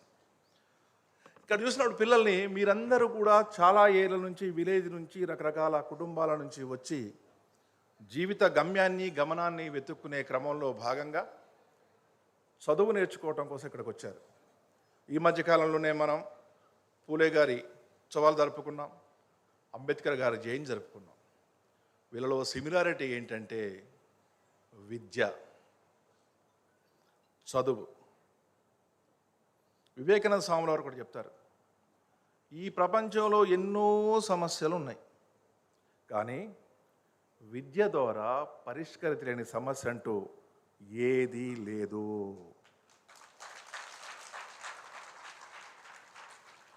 నన్ను ఇక్కడ నిలబెట్టింది కూడా విద్యే. నా చరిత్రలో ఇప్పుడు మా నాన్నగారి గురించి చెప్పారు కాబట్టి ఒక చిన్న కథ చెప్తా మీకు. మాది భద్రాచలం ఏజెన్సీ ప్రాంతం. ఇప్పుడు సగం మా 5 మండలాలు ప్రభుత్వానికి తెలియజేస్తాను, 5 మండలాలు అటే ఉన్నాయి, మా ఊరు సగమైంది. చిన్నప్పుడు ఒక వ్యక్తి చాలా సన్నగా, చాలా వాట్వికాల్లో బక్కగా డల్లుగా ఉండే ఒక విద్యార్థి, ఒక పిల్లాడు. వాళ్ళమ్మ 5గురు సంతానం. వాళ్ళమ్మ వాళ్ళ చెల్లిని ఎత్తుకుంది, ఈ పిల్లోడిని వాళ్ళ అక్క పట్టుకుంది, వాళ్ళ పెద్దన్న క్యారేజ్ పట్టుకున్నాడు, ఇంకొక అన్న నడుచుకుంటూ పోతున్నారు. వాళ్ళు వెళ్ళేది వాళ్ళ నాన్న జైల్లో ఉంటే వాళ్ళ నాన్నకి క్యారేజ్ ఇవ్వటం కోసం వెళ్తున్నారు. వాళ్ళ నాన్న నేరం చేసి జైలుకి వెళ్ళలేదు, దున్నేవానిదే భూమని, ప్రజలకు హక్కులు కలగాలని, జీతాలు పెరగాలని దానికి సంబంధించి ఒక 2 నెలలు 3 నెలలతో జైలు శిక్ష పట్టడం, అంత తెలుసుకున్న వయసు కూడా కుర్రోడికి లేదు. షర్టు చినిగిపోతే గుండెలు కుట్టుకోవడం లేట్ అయిపోదని ఆ కుర్రోడు ఇలా చేతులు పట్టుకొని వీళ్ళంతా జైలుకి వెళ్ళారు. వాళ్ళ నాన్న ఆ జైల్లోనే ఉండి ఆ కుర్రోడికి ఆ కోడిగుడ్డు తినిపించాడు. సరే కనుసాయిగా చేస్తే వాళ్ళ మేనమామ అక్కడికి తీసుకెళ్ళాడు. ఆ కుర్రోడు ఎక్కడో ఏదో చిన్నపిల్లలకి ఆడుకోవడానికి ఏదో బాధపడకుండా ఉండడానికి ఏదో చాక్లెట్ ఏదో కొనిపిస్తారో వాళ్ళ మేనమామ ఏదో కొనిచ్చినప్పుడు ఒక వ్యాన్లో మా నాన్న అలా వెళ్ళిపోవడం చూశాడు. కళ్ళ నిండా అప్రతింగా తిరుగుతున్న నీళ్లు, ఆ నీళ్ల పొర కమ్మిన రూపంలో వాళ్ళ నాన్న ముఖం అస్పష్టంగా పిల్లోడు కనపడింది. అక్కడ పడింది ఫౌండేషన్. ఆ బలహీనంగా, ఆ చొక్కాకి గుండి లేకుండా ఆ క్యారేజీకి తీసుకెళ్ళిన విద్యార్థినే నేను.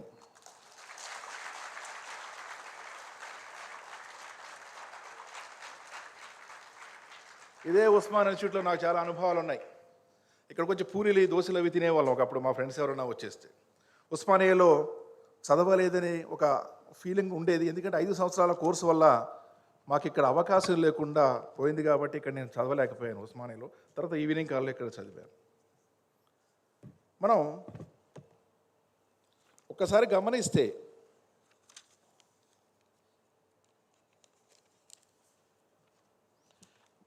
మార్నింగ్ చెప్తారు ఎవరైనా సరే పిల్లలకి, బాబు పొద్దున్నే లేచి మీరు బాగా చదువుకోవాలి అంటారు. ఇప్పుడు విద్యార్థుల్లో చాలామంది ఏమనుకుంటారంటే పొద్దున్నలో కోడి కూడా లేస్తుంది కదా, అదేం బాగుపడి చచ్చింది అని. నాకు తెలిసి మీరు అదే అనుకుంటారు మనసులో. నేను ఎవరికి చెప్పను, మీరు అనుకోండి, నాకు తెలుసు అది. ఆ పక్కన ఉన్న కోడి కూడా కోత కుట్టతో ఏం జరుగుద్ది అనగానే ఒక డైలాగ్ వస్తుంది, ఎస్ రెడీ. అలాగే మార్నింగ్ ఇంకేదైనా చేయాలనుకుంటే రాత్రింబావులో చదవాలంటే ఆ అంకులు కూడా రాత్రిపూట డ్యూటీ చేస్తున్నాడు కదా, అబ్బా ఆటో చదువుతున్నాడు ఏం సాధించారంటారు. అది కూడా కరెక్టే. కానీ తెల్లవార్లు నిద్ర లేకుండా ఏటీఎం సెంటర్ దగ్గర డ్యూటీ చేసిన వాళ్ళు కానివ్వండి, వాచ్మ్యాన్లుగా చేసిన వాళ్ళు కానివ్వండి, అలాగే ఐసులు అమ్ముకొని సాయంత్రం పూట బజ్జీలు అమ్ముకున్న వాళ్ళు కూడా జిల్లా జడ్జిలు, జేఎఫ్సీఎంలు, హైకోర్టు జడ్జిలు, పబ్లిక్ ప్రాసిక్యూటర్లు అయిన వ్యక్తులు నాకు చాలామంది తెలుసు.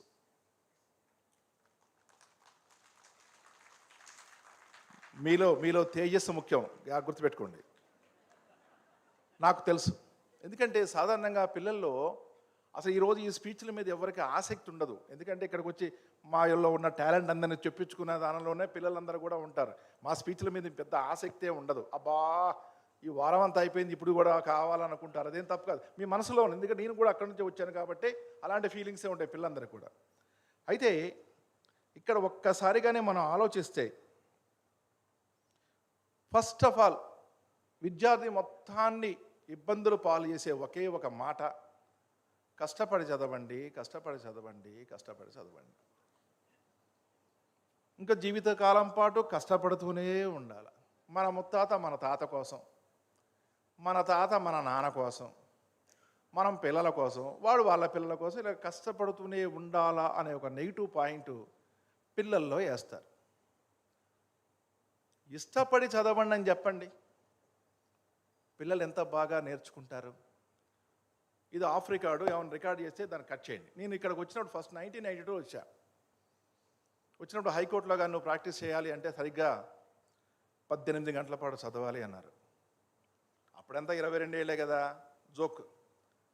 నెలక సంవత్సరానిక అన్న నేను. పెద్దల ఆరోగ్యం ముఖ్యం, పిల్లల గ్లామర్ ముఖ్యం. ఇది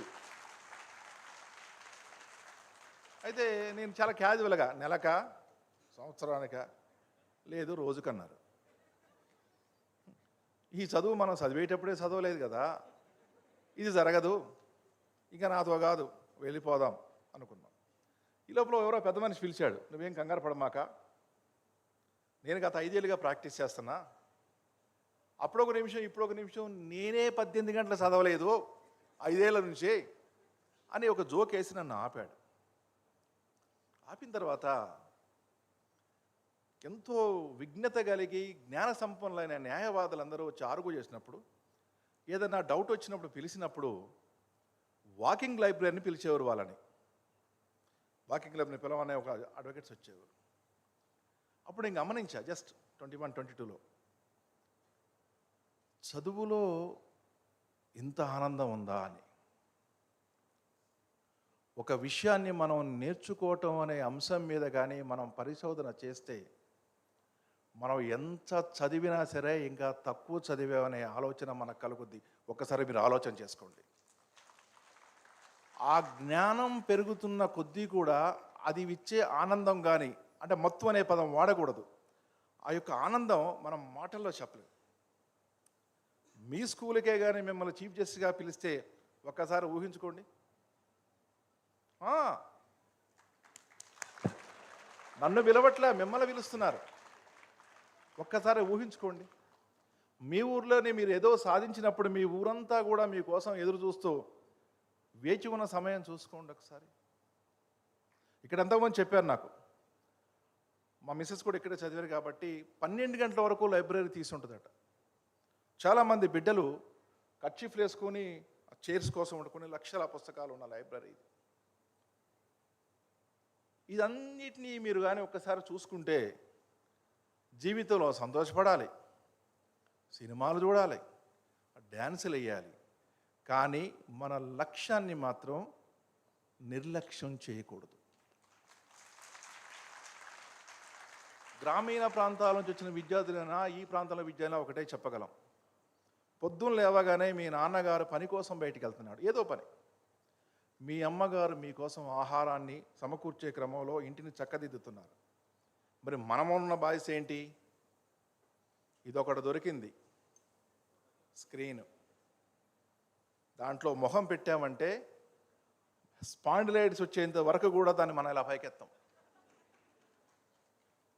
మీరు ఆలోచన చేయండి.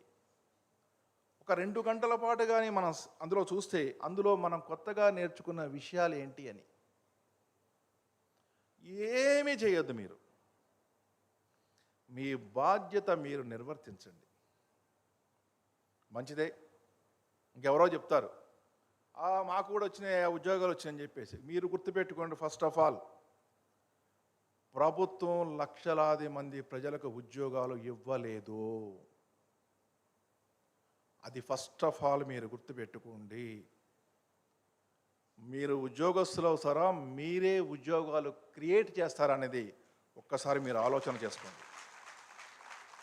ఉస్మానియా యూనివర్సిటీకి వచ్చినప్పుడు చరిత్ర చదవటం కాదురా, చరిత్ర సృష్టించాలని ఇక్కడ వాళ్ళ మీద రాసేవాళ్ళు.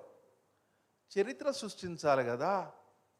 నేను ఇదేం విమర్శించట్లేదు, ఎందుకంటే నా కుటుంబంలో కూడా నా బిడ్డల సమానమైన వాళ్ళు ఇప్పుడు ఐటీ ఉద్యోగాలు చేస్తారు కాబట్టి నేను ఐటీ మీద ఒక జడ్జిమెంట్ రాశాను. బహుశా అది యూట్యూబ్లో ఉంటే చూడండి సార్. మీరు క్యాంపస్ ఇంటర్వ్యూ అన్నారు. బాబు ఇదంతా దయచేసి రిలీజ్ చేయకండి, బాగోదు, కట్ చేయండి. లేకపోతే కొంతమంది ఇలా అని కొంతమంది ఇలా అని ఆ కామెంట్స్ మనం తట్టుకోలేము. అదొక పెద్ద ప్రాబ్లం ఉంది ఇక్కడ. ఏం మాట్లాడినా ఇట్లని ఒకళ్ళు ఇట్లని ఒకళ్ళు, ఇక మీ ఇష్టం. క్యాంపస్ ఇంటర్వ్యూ పలానా ప్యాక్ అంటాడు. మా వాడికి 60,000 70,000 జీతం అంటాడు. సంతోషం, చాలా సంతోషం. 60,000 70,000 రాగానే ఈడొక బుల్లెట్ కొంటాడు. ఈఎంఐ ఫోను మారుద్ది, ఈఎంఐ. చదువుల తల్లినిచ్చి మనం పెళ్లి చేస్తాం ఓ చిరంజీవిని. ఆ పాపకు కూడా ఒక 70,000 80,000 ప్యాకేజీ. వెంటనే వీళ్ళకి కారు గుర్తుకొస్తుంది. కార్, అదే ఈ స్లమ్ముల్లో ఉండలేమండి, మనం షిఫ్ట్ అవ్వాలంటాం ఇల్లు. అలా ఫిక్స్ అయిపోయి అలా